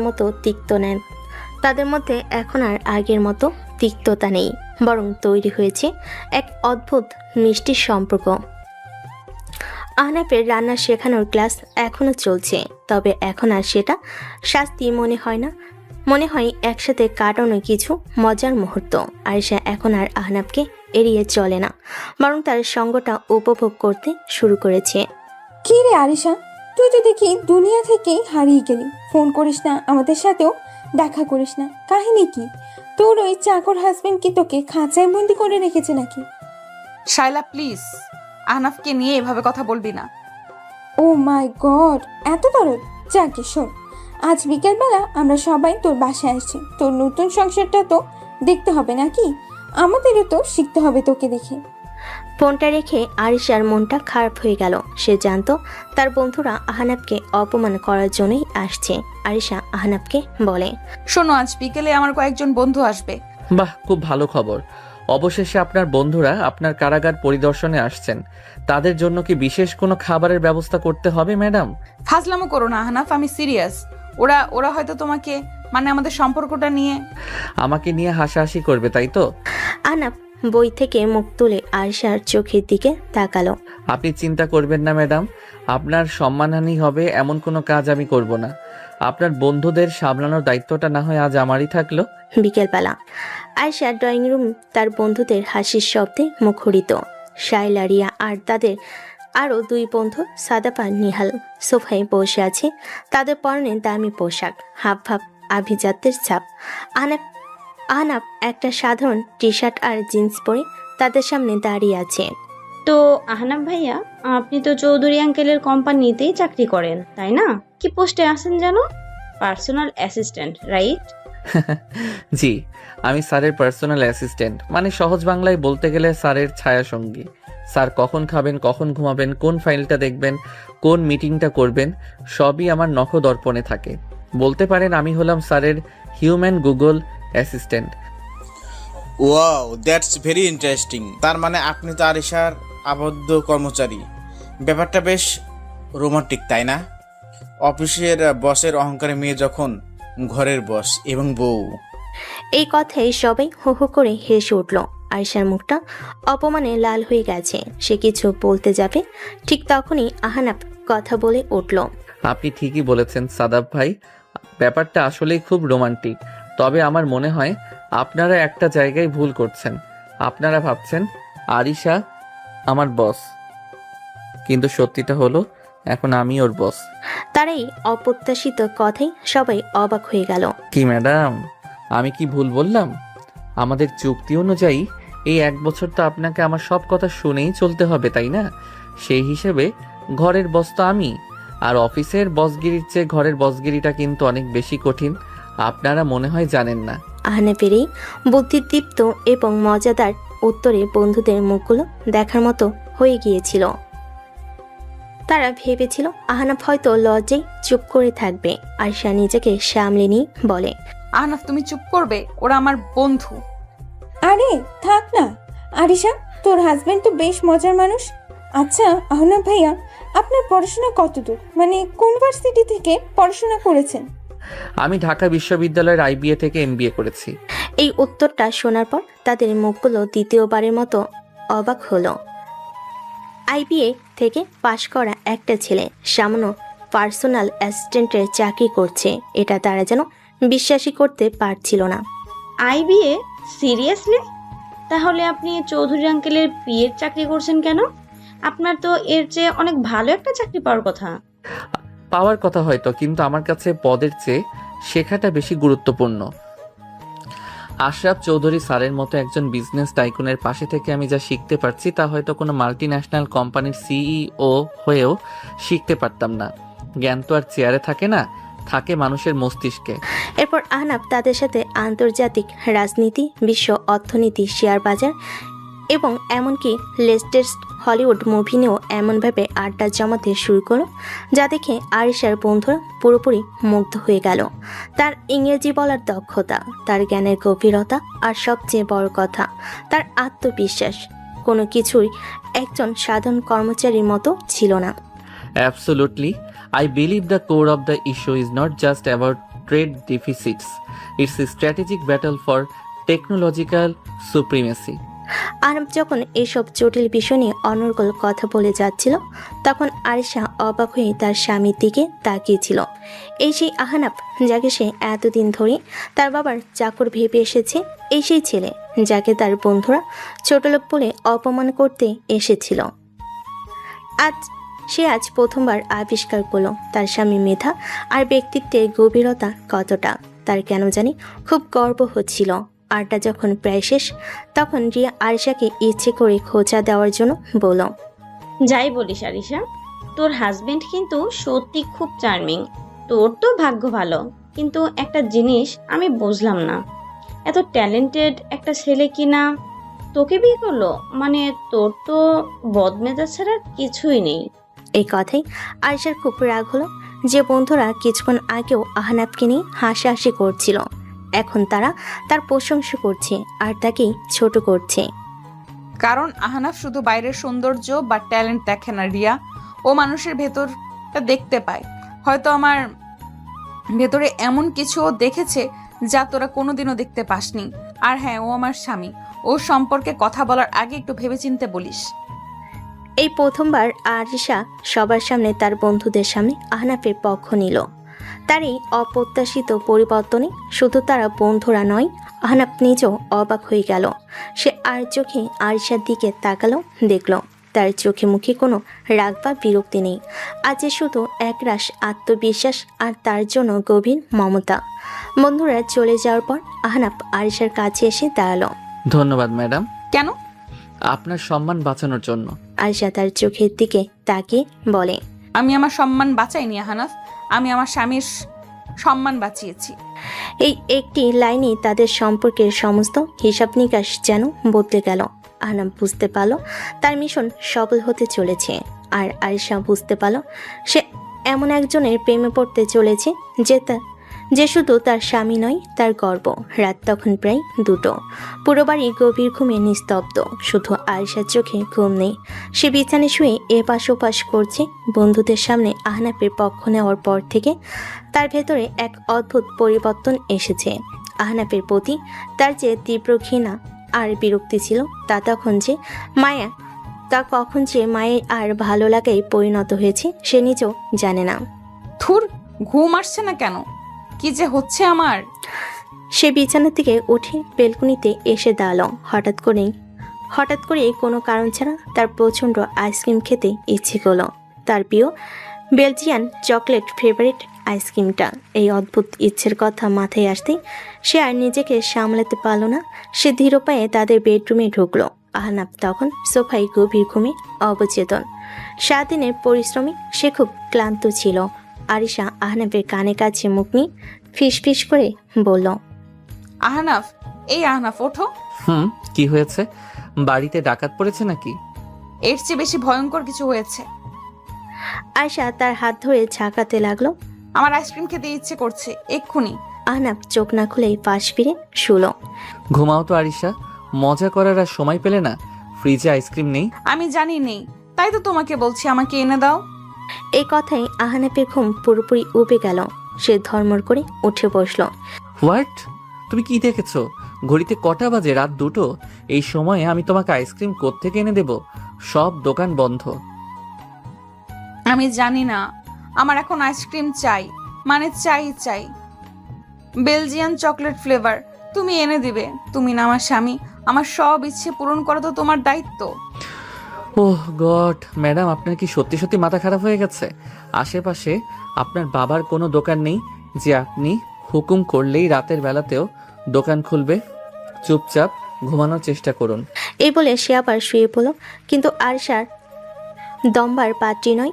সে এবার তার চূড়ান্ত অস্ত্র প্রয়োগ করলো। সে ফুপিয়ে কাঁদতে শুরু করলো। আমার কোনো শক্ত তোমার কাছে গুরুত্বপূর্ণ নয়। তুমি শুধু আমাকে শাসন করতেই জানো। আমি বাবার কাছে বিচার দিব। তার এই কান্নার অভিনয় এতটাই নিখুঁত ছিল যে আহনাফের মতো পাকা অভিনেতাও দ্বিধায় পড়ে গেল। সে জানে আয়শা জেদ করলে কি করতে পারে। আহনাফ উঠে বসে হতাশ গলায় বলে, ওকে ফাইন, থামুন। আপনার এই কুমিরের কান্না আর দেখতে ভালো লাগছে না। কোথায় পাওয়া যাবে আপনার এই বেলজিয়ান চকলেট? গুলশানের আইসক্রিম ওয়ার্ল্ডে। ওদের এই একটা লেট নাইট কাউন্টার আছে, রাত 3টে পর্যন্ত খোলা থাকে। তার এই দ্রুত মুড পরিবর্তন দেখে আহনাফ বুঝতে পারল সে পুরোপুরি আয়শার পাতা ফাঁদে পা দিয়েছে। তার মানে আপনি আগে থেকেই সবকিছু জানেন। আমাকে শুধু বিরক্ত করার জন্যই এই নাটকটা করলেন। আমি কোনো নাটক করিনি। আমার সত্যি খেতে ইচ্ছে করছিল। আপনার মতো একজন স্ত্রীর পাল্লায় যে পড়েছে, তার কপালে ঘুম বলে কিছু থাকতে পারে না। ঠিক আছে, যাচ্ছি, কিন্তু আমার একটা শর্ত আছে। আবারও শর্ত? হ্যাঁ, আমি ফিরে আসা পর্যন্ত আপনি এক ফোঁটাও ঘুমাবেন না। আমার জন্য বারান্দায় বসে অপেক্ষা করবেন। পারবেন তো? পারবো, 100 বার পারবো। আহনাফ তার বাইকের চাবিটা নিয়ে বেরিয়ে গেল। আর দৌড়ে বারান্দায় গিয়ে দাঁড়ালো। সে দেখলো আহনাফ রাতের নিস্তব্ধ রাস্তায় বাইক চালিয়ে তার জন্য আইসক্রিম আনতে যাচ্ছে। এই দৃশ্যটা, এই অনুভূতিটা তার কাছে কেন জানি খুব বেশি ভালো লাগছিল। প্রায় 40 মিনিট পর আহনাফ ফিরল। তার হাতে একটা আইসক্রিমের বক্স। এই নিন ম্যাডাম, আপনার বেলজিয়ান চকলেট। এবার তো আপনি শান্তিতে ঘুমাতে পারবেন। কিন্তু সে দেখলো আয়শা বারান্দার চেয়ারে বসে ঘুমিয়ে পড়েছে। তার মাথাটা একদিকে কাত হয়ে আছে, খোলা চুলে রাতের বাতাসে খেলা করছে। আহনাফের ঠোঁটের কোণে এক চিলতে হাসি ফুটে উঠল। সে কোনো শব্দ না করে আইসক্রিমের বক্সটা টি টেবিলের ওপর রাখলো। তারপর খুব সাবধানে আলতো করে আয়েশাকে কোলে তুলে নিল। আয়েশার ঘুম এতটাই গভীর ছিল যে সে কিছুই টের পেল না। সে ঘুমের ঘরে আহনাফের বুকের মধ্যে আরও গুটিয়ে গেল। আহনাফ তাকে নিয়ে বেডরুমে বিছানার উপর শুয়ে দিল। তারপর তার গায়ে আলতো করে কম্বলটা টেনে দিল। সে যখন সোফার দিকে এগিয়ে যাচ্ছিল তখনই আয়েশার ঘুম ভেঙে গেল। আহনাফ, আমার আইসক্রিম। ওটা টেবিলেই আছে। তুমি ঘুমিয়ে পড়েছিলে তাই আর ডাকিনি। কাল সকালে খেও। না, আমি এক্ষুনি খাবো। সে প্রায় বাচ্চাদের মতোই জেদ ধরে বসল। আহনাফ তার এই শিশুসুলভ আচরণে না হেসে পারল না। ঠিক আছে বাবা, খাচ্ছ, আমি এনে দিচ্ছি। সে আইসক্রিমের বক্স টেনে আয়েশার পাশে বসলো। আয়েশা বক্সটা খুলে চামচ দিয়ে আইসক্রিম খেতে শুরু করলো, ঠিক যেন একটা ছোট্ট শিশু। আহনাফ তখনও তার পাশে বসে আছে। সে ঘুমিয়ে ঢুলছিল, কিন্তু আয়েশার মুখের দিকে তাকিয়ে তার সব ক্লান্তি যেন দূর হয়ে যাচ্ছিল। সে সোফায় না গিয়ে বিছানার পাশে ফ্লোরে আয়েশার দিকে তাকিয়ে বসে রইল।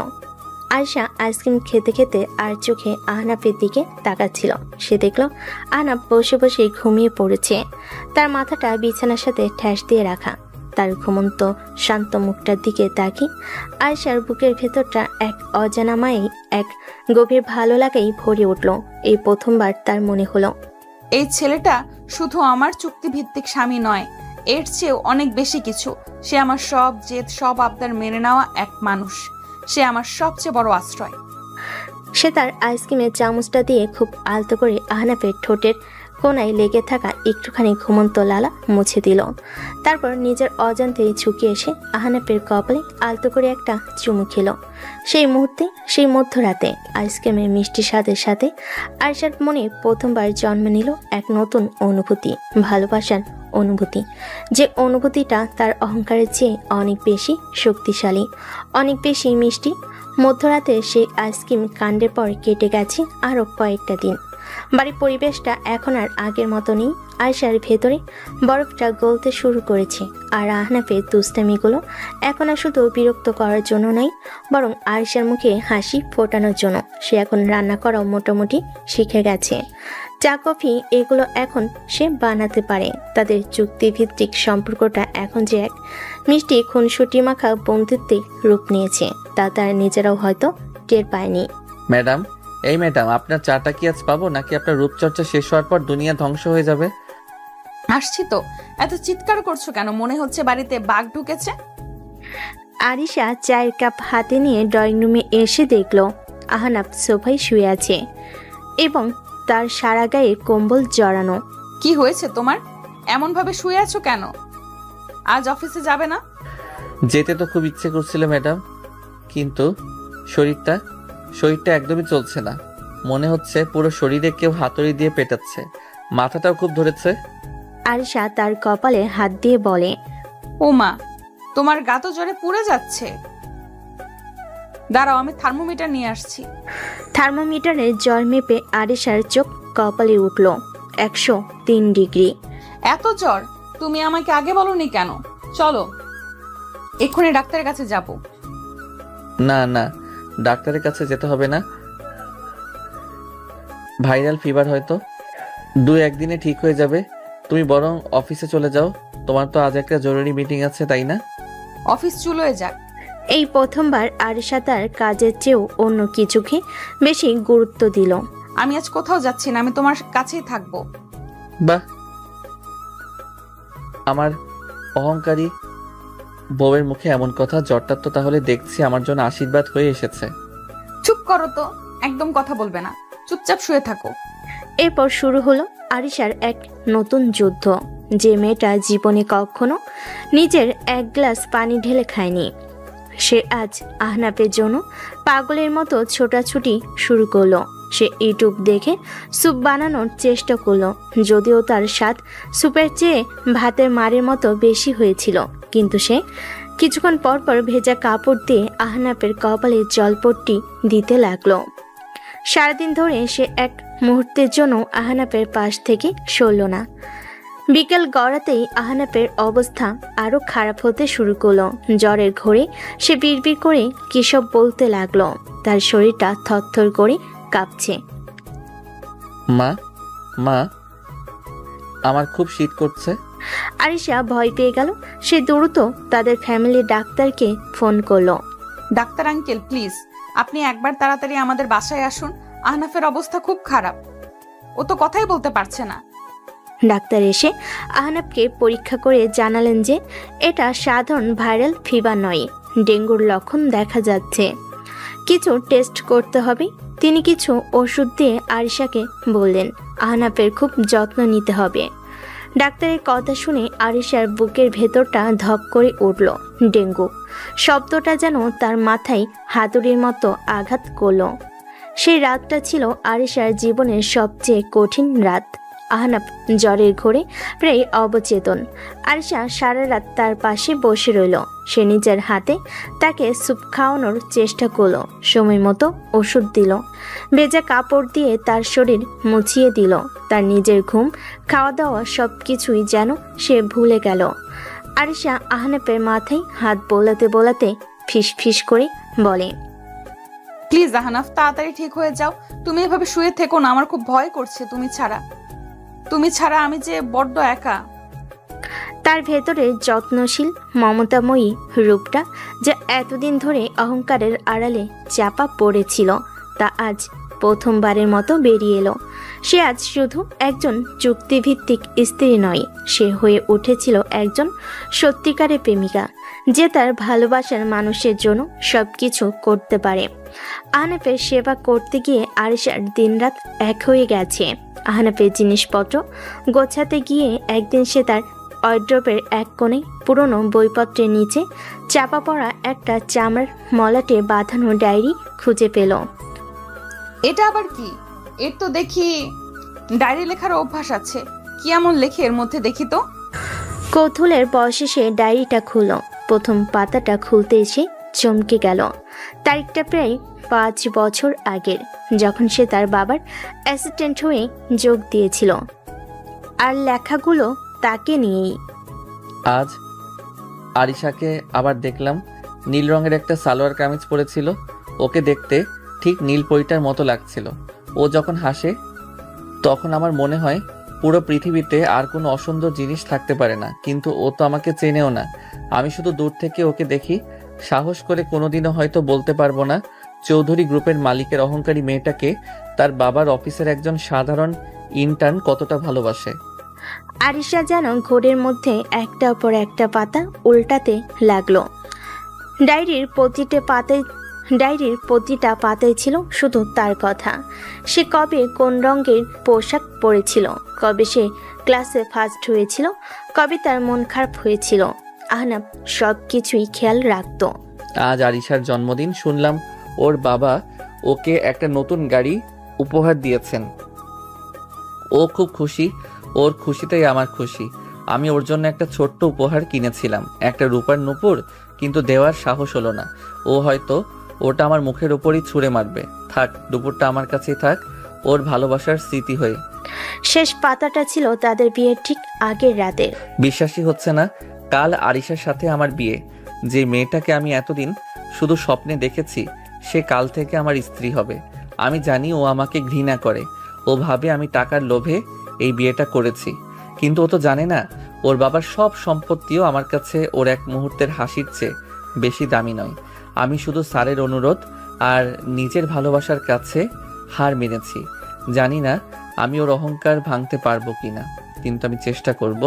আমি ওকে পৃথিবীর সব খুশি এনে দেব, ওকে ভালোবাসায় ভরিয়ে দেব, হোক না সেটা কয়েক মুহূর্তের জন্য। ডায়েরিটা পড়া শেষ করি আরশা আর নিজেকে ধরে রাখতে পারল না। তার চোখ দিয়ে অঝরে জল পড়তে লাগলো। তার এতদিনের সব ভুল, সব অহংকার, সব ধারণা এক মুহূর্তে ভেঙে চুরমার হয়ে গেল। যে মানুষটা সে চাকর লোভী ভেবে এসেছে, সে মানুষটাই তাকে নিঃস্বার্থভাবে নীরবে এতগুলো বছর ধরে ভালোবেসে গেছে। ঠিক তখনই কলিং বেলের শব্দ হলো। আরশা চোখ মুছে দরজা খুলতে দেখলো তার বাবা আশরাফ চৌধুরী দাঁড়িয়ে আছেন। কিরে মা, কেমন আছিস? আর আহনাফের বা কি অবস্থা? শুনলাম ছেলেটা নাকি খুব জ্বর। এখন আগের চেয়ে একটু ভালো বাবা, ভেতরে এসো। আশরাফ চৌধুরী ভেতরে ঢুকে দেখলেন তাদের বিলাসবহুল ড্রয়িং রুমটা বেশ অগোছালো। তিনি সোফায় বসতেই আরিশা তার জন্য সুপের বাটি হাতে রান্নাঘর থেকে বেরিয়ে এলো। বাহ বাহ, কি দৃশ্য! আমার প্রিন্সেস মেয়ে এখন সংসারের কাজও করছে দেখি। তা আমার এই চাকরিটা তোকে ভালোই কাজ করেছে, তাই না? ট্রেনিংটা তো তাহলে ঠিকঠাক মতোই চলছে। এই কথাটা শোনার সাথে সাথেই আরিশার মুখটা কঠিন হয়ে গেল। বাবা, তার কণ্ঠস্বর ছিল শান্ত কিন্তু অপ্রত্যাশিতভাবে দৃঢ়। প্রথমত ও তোমার চাকর নয়, ও আমার স্বামী। আর দ্বিতীয়ত ও আমাকে দিয়ে কোনো কাজ করাচ্ছে না। আমি যা করছি নিজের ইচ্ছেতেই করছি, আমার স্বামীর জন্য করছি। ও সম্মান মানে আমার সম্মান। আশা করি ভবিষ্যতে তুমি ওর সাথে কথা বলার সময় এই কথাটা মনে রাখবে। মেয়ের এই অপ্রত্যাশিত পরিবর্তনে তার কণ্ঠের দৃঢ়তাই আশরাফ চৌধুরী এতটাই অবাক হলেন যে তার মুখ থেকে কোনো কথাই বের হলো না। তিনি শুধু বিস্ময়ের সাথে তার মেয়ের দিকে তাকিয়ে রইলেন। তিনি বুঝতে পারলেন তার মেয়েটা সত্যিই বদলাতে শুরু করেছে। তার অহংকারে বরফ গলে গিয়ে সেখানে জন্ম নিচ্ছে এক নতুন দায়িত্বশীল এবং প্রেমময়ী নারী। এক সপ্তাহ পর আহনাফ এখন পুরোপুরি সুস্থ। ডেঙ্গুর ধকল কাটিয়ে সে আবার তার পুরনো হাসি খুশি রূপে ফিরে এসেছে। কিন্তু বাড়িটার পরিবেশ এখন আর আগের মতো নেই। আরিশার মধ্যে এসেছে এক আকাশ পাতাল পরিবর্তন। তার অহংকার, তার জেদ, সব কিছুই যেন আহনাফের অসুস্থতার সাথে সাথে জ্বর হয়ে ঝরে গেছে। সে এখন আহনাফের সাথে খুব নরমভাবে কথা বলে, তার যত্ন নেয়। তাদের মধ্যকার চুক্তিভিত্তিক সম্পর্কের দেওয়ালটা কখন যে ভালোবাসার উষ্ণতায় গলে গেছে তা তারা নিজেরাও হয়তো টের পায়নি। সেদিন ছিল এক বৃষ্টি ভেজা রাত। ঝুম বৃষ্টিতে পুরো শহরটা যেন স্নান করছিল।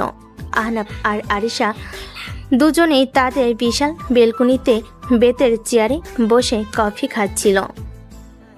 বৃষ্টির ছাট এসে তাদের গায়ে লাগছিল, কিন্তু সেদিকে তাদের কোনো ভ্রুক্ষেপ নেই। বৃষ্টিটা সুন্দর, তাই না? তবে বৃষ্টির চেয়েও বেশি সুন্দর কিছু জিনিস আছে। তাই নাকি? যেমন? যেমন তোমার মন। হোয়াট? ম্যাডাম, আপনারও কি আবার জ্বর এলো নাকি? আপনি আমার প্রশংসা করছেন। ব্যাপারটা তো আমার কাছে বৃষ্টি ভেজা অমাবস্যার রাতে চাঁদ ওঠার মতোই অবিশ্বাস্য মনে হচ্ছে। ফাজলামি করো না আহনাফ। আমি আর তোমার কাছে কিছু একটা স্বীকার করতে চাই। কি? আরিশা তার কফির মগটা নামিয়ে রেখে আহনাফের চেয়ারের পাশে মাটিতেই বসে পড়ল। সে আহনাফের হাতটা তার হাতের মধ্যে তুলে নিল। যেদিন তোমার খুব জ্বর ছিল সেদিন আমি তোমার একটা পুরনো ডায়েরি খুঁজে পেয়েছিলাম। আমি জানি কারো ব্যক্তিগত ডায়েরি পড়াটা খুব অন্যায়, কিন্তু আমি কৌতূহল সামলাতে পারিনি। আমি ওটা পড়েছি আহনাফ। আহনাফ চুপ করে রইল। তার মুখ দেখে কিছুই বোঝার উপায় নেই। আমি খুব বড় একটা ভুল করে ফেলেছিলাম আহনাফ। আমি তোমাকে চিনতে পারিনি। আমি তোমাকে লোভী ভেবেছি, সুযোগ সন্ধানে ভেবেছি। আমি তোমাকে আমার বাবার চাকর বলে অপমান করেছি। কিন্তু আমি তো জানতামই না যে মানুষটাকে আমি এতটা ঘৃণা করতাম, সেই মানুষটাই আমাকে এতগুলো বছর ধরে নীরবে নিঃস্বার্থভাবে ভালোবেসে গেছে। তার চোখ দিয়ে টপ টপ করে জল গড়িয়ে পড়তে লাগলো। আমি তোমাকে খুব কষ্ট দিয়েছি, তাই না? আমার অহংকার, আমার জেদ, সব কিছুই তোমাকে আঘাত করেছে। আমি খুব খারাপ আহনাফ। আমি তোমার ভালোবাসার যোগ্যই না। প্লিজ, যদি পারো আমাকে মাফ করে দাও। সে কান্নায় ভেঙে পড়ল। আহনাফ চেয়ার থেকে নেমে তার পাশে বসল। সে তার মুখটা দুই হাতে তুলে ধরে তার চোখের জল মুছে দিল। পাগলি একটা! আমি তো প্রথম দিনই জানতাম আপনি একদিন আমার ভালোবাসাটা ঠিকই বুঝতে পারবেন। আপনার ওই অহংকারের আড়ালে যে একটা নরম সুন্দর মন লুকিয়ে আছে সেটা বোঝার জন্য আমার কোনো ডায়েরি পড়ার প্রয়োজন হয়নি ম্যাডাম। সে আরিশার কপালে একটা গভীর চুম খেলো। যা বোঝার তা তো আমি প্রথম দিনই বুঝে গিয়েছিলাম। I love you Ahnaf.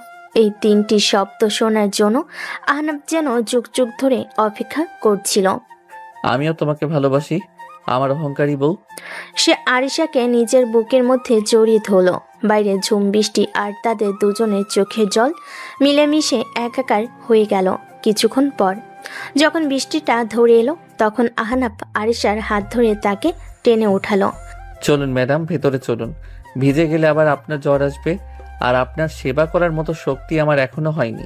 সে আরিশাকে নিয়ে বেডরুমের দিকে এগিয়ে গেল, কিন্তু আরিশা দরজার সামনে এসেই থমকে দাঁড়ালো।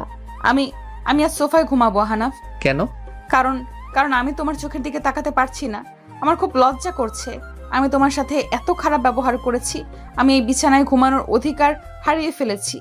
আহনাফ তার এই শিশুসুলভ কথায় না হেসে পারল না। তাই বুঝি, কিন্তু আমি যদি বলি আপনার জায়গাটা ওই সোফায় নয়, বরং এই বিছানায় আমার পাশে।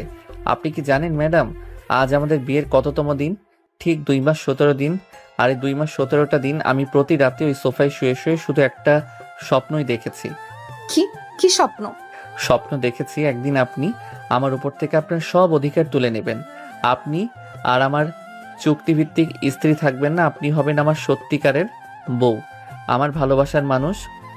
সে আরিশার হাতটা ধরে তার হাতের তালুতে আলতো করে চুমু খেলো। আমাদের মধ্যেকার চুক্তিটা তো ছিল শুধু বাইরের দুনিয়ার জন্য, তাই না? কিন্তু আমাদের মনের মধ্যে যে ভালোবাসাটা জন্ম নিয়েছে তার তো কোনো চুক্তি হয় না আরিশা, তার কোনো শর্ত হয় না। সে কোনো কথা না বলে খুব সাবধানে আলতো করে আরিশাকে কোলে তুলে নিল। আহনাফ কি করছো? নামাও আমাকে। পারবো না, কারণ আজ রাতে, এই বৃষ্টি ভেজা রাতে আমার রানী তার আসল সিংহাসনে বসবে। সে আরিশাকে নিয়ে বিছানার উপর শুইয়ে দিল, তারপর সে নিজেও তার পাশে শুলো। ঘরের ডিম লাইটের আবছা আলোয় আরিশার মুখটা লজ্জায়, ভালোবাসায় আর এক অজানা শিহরণে লাল হয়ে আছে। আহনাফ তার মুখের উপর এসে পড়া ভেজা চুলগুলো সরিয়ে দিতে দিতে বলল, ভয় পাচ্ছ? না। আমি তোমাকে কোনোদিনও কষ্ট দেব না আরিশা, বিশ্বাস করো আমায়। সে আর কোনো কথা বলল না। সে ঝুঁকে এসে আরিশার ঠোঁটে তার ঠোঁট রাখলো। সেই স্পর্শে কোনো জোর ছিল না, শুধু ছিল গভীর ভালোবাসা, বিশ্বাস আর দুটো মনের বহু প্রতীক্ষিত মিলন। বাইরের বৃষ্টি আর ভেতরের ভালোবাসার বৃষ্টি মিলেমিশে একাকার হয়ে তাদের বাসর রাতকে পূর্ণতা দিল।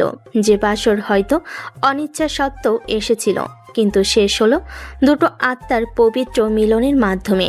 সকালের মিষ্টি রোদ বেলকনির কাচের দরজায় ভেদ করে ঘরে এসে পড়েছে। বাইরের পৃথিবীতে হয়তো আরও একটা নতুন সাধারণ দিনের শুরু হয়েছে, কিন্তু আরিশার জীবনে আজ এক অসাধারণ নতুন সকাল। গত রাতের স্মৃতিগুলো মনে পড়তেই তার সারা শরীরে এক লজ্জার ভালোবাসার শিহরণ খেলে গেল। সে আলতো করে চোখ খুলল। প্রথম যে জিনিসটা তার চোখে পড়ল তা হলো আহনাফের শান্ত, নিষ্পাপ, ঘুমন্ত মুখ। সে তার খুব কাছে শুয়ে আছে, একটা হাত দিয়ে আলতো করে তাকে জড়িয়ে ধরে। আরিশা কিছুক্ষণ অপলক দৃষ্টিতে তার দিকে তাকিয়ে রইল। এই সেই মানুষ যাকে আমি কি না কি ভাবছি, অপমান করেছি, খারাপ ব্যবহার করেছি, আর আজ এই মানুষটাই আমার পুরো পৃথিবী বলে মনে হচ্ছে। ঘুমন্ত মুখটাই কিউট লাগছে। কপালের উপর থেকে চুলগুলো সরিয়ে দেব? না থাক, পরে আবার যদি ঘুম ভেঙে যাবে। ঘুমাক, রাতে কত যুদ্ধই না করেছে। সে বিছানা থেকে নামতে গিয়েই পাই অদ্ভুত কিছু অস্বস্তি টের পেল। সে অবাক হয়ে পায়ের নিচে তাকাতে তার নিঃশ্বাস প্রায় বন্ধ হয়ে যাওয়ার উপক্রম হলো। তার বাম পায়ে গোড়ালির ঠিক উপরে একজোড়া অসম্ভব সুন্দর সূক্ষ্ম কারুকার্য করা রূপার নূপুর শোভা পাচ্ছে। এটা এটা কখন পড়ালো সে? সে দ্রুত আহনাফের দিকে তাকালো। আহনাফ তখনও ঘুমাচ্ছে। তার মনে পড়ল আহনাফের ডায়েরির সেই লাইনগুলো। আমি ওর জন্য একটা ছোট্ট উপহার কিনেছিলাম, একটা রূপার নূপুর, কিন্তু দেওয়ার সাহস হলো না। তার মানে এই সেই নূপুর আহনাফ এতগুলো বছর ধরে এটাকে যত্ন করে রেখেছিল শুধু আমাকে পড়াবে বলে। এই উপলব্ধিটা আরিশার ভেতরটাকে ভালোবাসার এক তীব্র স্রোতে ভাসিয়ে নিয়ে গেল। সে আহনাফের গায়ে আলতো করে ধাক্কা দিয়ে বলে, আহনাফ, এই আহনাফ, ওঠো। কি হয়েছে ম্যাডাম, এত সকালে ডাকাডাকি কেন? আজ তো ছুটির দিন, প্লিজ আর একটু ঘুমাতে দাও। আমি ম্যাডাম নই, তোমার বউ। আর তুমি যদি এখনই না ওঠো তাহলে কিন্তু আমি খুব রাগ করব। বউ শব্দটা শুনেই আহনাফের ঘুম উড়ে গেল। সে ধর্মর করে উঠে বসল। তারপর আরিশার মুখের দিকে তাকিয়ে একটা দুষ্টু হাসি হাসল। গুড মর্নিং আমার অহংকারী বউ। তা সকাল সকাল আমার মতো একজন সাধারণ স্বামীর ঘুম ভাঙানোর কারণটা কি জানতে পারি? সে তার পাটা আহনাফের দিকে এগিয়ে দিয়ে বলে, এটা কি? এটা তো নূপুর, পায়েই তো পড়ে। নাকি আজকাল মেয়েরা এটা হাতে পড়া শুরু করেছে? ফাজলামো করো না, আমি জিজ্ঞেস করছি এটা তোমার পায়ে কখন এলো? আর এটা তো সেই নূপুরটা, তাই না, যেটা তুমি 5 বছর আগে কিনেছিলে? আপনার স্মৃতিশক্তি তো দেখছি খুব প্রখর ম্যাডাম। হ্যাঁ, এটাই সেই নূপুর। আজ সকালে আপনি যখন ঘুমাচ্ছিলেন তখন ভাবলাম আমার বহু পুরনো একটা ইচ্ছে পূরণ করে ফেলি, তাই পরিয়ে দিলাম। খারাপ লাগছে দেখতে? খুব সুন্দর। শুধু নূপুরটা সুন্দর, যে পরিয়েছে সে সুন্দর না? তুমি খুব পচা। সে আহনাবকে আলতো করে ধাক্কা দিল। আহনাব আরিশাকে কাছে টেনে নিয়ে তার কপালে চুমু খেলো। আচ্ছা আচ্ছা, আর রাখতে হবে না, এখন যাও ফ্রেশ হয়ে এসো, তারপর আমরা একসাথে নাস্তা বানাবো। নাস্তা তুমি বানাবে, আমি আজ শুধু অর্ডার করব। জো হুকুম মেরি রানী। গোসল করে ফ্রেশ হয়ে আরিশা যখন বেডরুমে ঢুকলো তখন সে এক নতুন উদ্দাম অনুভব করছিল। সে তার ড্রয়ার থেকে সেই পুরনো হলদে হয়ে যাওয়া স্ট্যাম্প পেপারের চুক্তিপত্রটা বের করলো। আহনাব তখন রান্নাঘর থেকে গান গাইতে গাইতে নাস্তা নিয়ে বেডরুমে ঢুকলো। এই যে ম্যাডাম, আপনার জন্য স্পেশাল ব্রেকফাস্ট হাজির, আমার নিজের হাতে বানানো। তার কথা শেষ হওয়ার আগে সে দেখলো আরিশা তাদের সেই চুক্তিপত্রটা হাতে নিয়ে দাঁড়িয়ে আছে। আহনাবের বুকের ভেতরটা মুহূর্তেই ধপ করে উঠল। ওটা কেন বের করলে আরিশা? আরিশা কোনো উত্তর দিল না। সে আহনাবের চোখের দিকে সরাসরি তাকালো, তারপর তার সামনে সে কাগজটাকে দুহাত ধরে ছিঁড়ে ফেল। একবার, দুবার, তিনবার, যতক্ষণ না অসংখ্য ছোট্ট ছোট টুকরোয় পরিণত হয়। এটার কোনো প্রয়োজন নেই আহনাফ। তার কণ্ঠস্বর ছিল শান্ত কিন্তু দৃঢ়। এই চুক্তিটা ছিল দুটো ভুল মানুষের, দুটো অহংকারী মনের। কিন্তু আমার তো এখন আর সেই পুরনো মানুষটা নেই। আমরা তো আর সেই পুরনো মানুষটা নেই, তাই না? এই 2.5 মাসে তুমি আমাকে শিখিয়েছো কিভাবে ভালোবাসতে হয়, কিভাবে সম্মান করতে হয়, কিভাবে জীবনের ছোট ছোট মুহূর্তে সুখ খুঁজে নিতে হয়, কিভাবে বাস্তব জীবনকে আপন করে নিতে হয়। এই কাগজটা ছিল আমাদের অতীতের ভুল, আর আমি আমার ভবিষ্যৎকে অতীতের ভুলের সাথে বেঁধে রাখতে চাই না। সে ছেঁড়া কাগজের টুকরোগুলো জানালার বাইরে উড়িয়ে দিল। আহনাফের হাত ধরে বলে, আমার জীবনে আর কোনো চুক্তিপত্রের দরকার নেই আহনাফ। আমার শুধু তোমাকে দরকার, সারা জীবনের জন্য। আহনাফের চোখ দিয়ে জল গড়িয়ে পড়ছিল। সে কোনো কথা না বলে আরিশাকে নিজের বুকে জড়িয়ে ধরল। এরপর দেখতে দেখতে কেটে গেল আরও 6 মাস। তাদের জীবনটা এখন ভালোবাসে, খুনসুটিতে আর হাসিতে পরিপূর্ণ। একদিন সকালে আরিশা ওয়াশরুম থেকে বেরিয়ে এসে আহনাফের হাতে একটা ছোট্ট বাক্স ধরিয়ে দিল। এটা আবার কি? আজ তো আমার জন্মদিন নয়। খোলাই না। আহনাফ বাক্সটা খুলতেই দেখলো ভিতরে একটা পজিটিভ প্রেগন্যান্সি টেস্ট কিট। সে প্রথমে কয়েক মুহূর্ত স্তব্ধ হয়ে রইল, তারপর তার মুখটা খুশিতে বিস্ময়ে উজ্জ্বল হয়ে উঠল। আরিশা, তার মানে তুমি আমরা? হ্যাঁ আহনাফ, তুমি বাবা হতে চলেছো আর আমি মা। আমি বাবা হব? ইয়েস। সে আরিশাকে কোলে তুলে নিয়ে পুরো ঘর জুড়ে ঘুরতে লাগলো। আরও কয়েক বছর পরের এক বিকেলে আহনাফ এখন আর পার্সোনাল অ্যাসিস্ট্যান্ট নয়। সে তার মেধা আর যোগ্যতা দিয়ে শ্বশুরমশাইয়ের অবসরের পর চৌধুরী গ্রুপ অফ ইন্ডাস্ট্রিজের সিওর দায়িত্ব নিয়েছে। আরিশা তাদের 4 বছরের ছোট্ট মেয়ে পরীকে নিয়ে তার অফিসে এসেছে। আহনাফ বিশাল সিওর চেয়ারে বসে গুরুত্বপূর্ণ ফাইল দেখছিল, কিন্তু মেয়েকে দেখেই তার সব কাজ উধাও। বাবাই বাবাই চকলেট। আহনাফ মেয়েকে কোলে তুলে নিয়ে বলে, আমার প্রিন্সেস এসেছে, অবশ্যই চকলেট পাবে। সে মেয়ের গালে চুমু খেয়ে আরিশার দিকে তাকালো। আরিশা তখন জানালার পাশে দাঁড়িয়ে হাসি মুখে তাদের দেখছে। সে মেয়ের চুলে হাত বোলাতে বোলাতে বলল, ভাবা যায় আরিশা, যে অহংকারী বদমেজাজি মেয়েটাকে শায়েস্তা করার জন্য, তাকে বাস্তবতা শেখানোর জন্য আমি বিয়ে করেছিলাম, সেই মেয়েটাই আজ আমার পুরো পৃথিবীটাকে শাসন করছে। আমার অফিস, আমার বাড়ি, আমার মন, সব কিছু রানী এখন তুমি। আর যে চাকরটাকে আমি 1 বছরের মধ্যে জীবন থেকে তাড়ানোর জন্য বিয়ে করেছিলাম, সেই চাকরটাই যে আমার হৃদয়টা চিরদিনের জন্য চুরি করে নেবে, সেটাই বা কে জানতো? তাহলে তো ম্যাডাম আপনার চুক্তিটা খুব একটা লাভজনক হলো না, তাই না? আমার জীবনের সবচেয়ে লাভজনক চুক্তি তো এটাই ছিল। আমার স্বামী, আহনাব তার স্ত্রী আর মেয়ের দিকে তাকিয়ে হাসলো। তার মনে হলো জীবনটা সত্যিই খুব অদ্ভুত। কখনো কখনো সবচেয়ে অপ্রত্যাশিত সম্পর্কগুলোই জীবনের সবচেয়ে সুন্দর উপহার হয়ে আসে।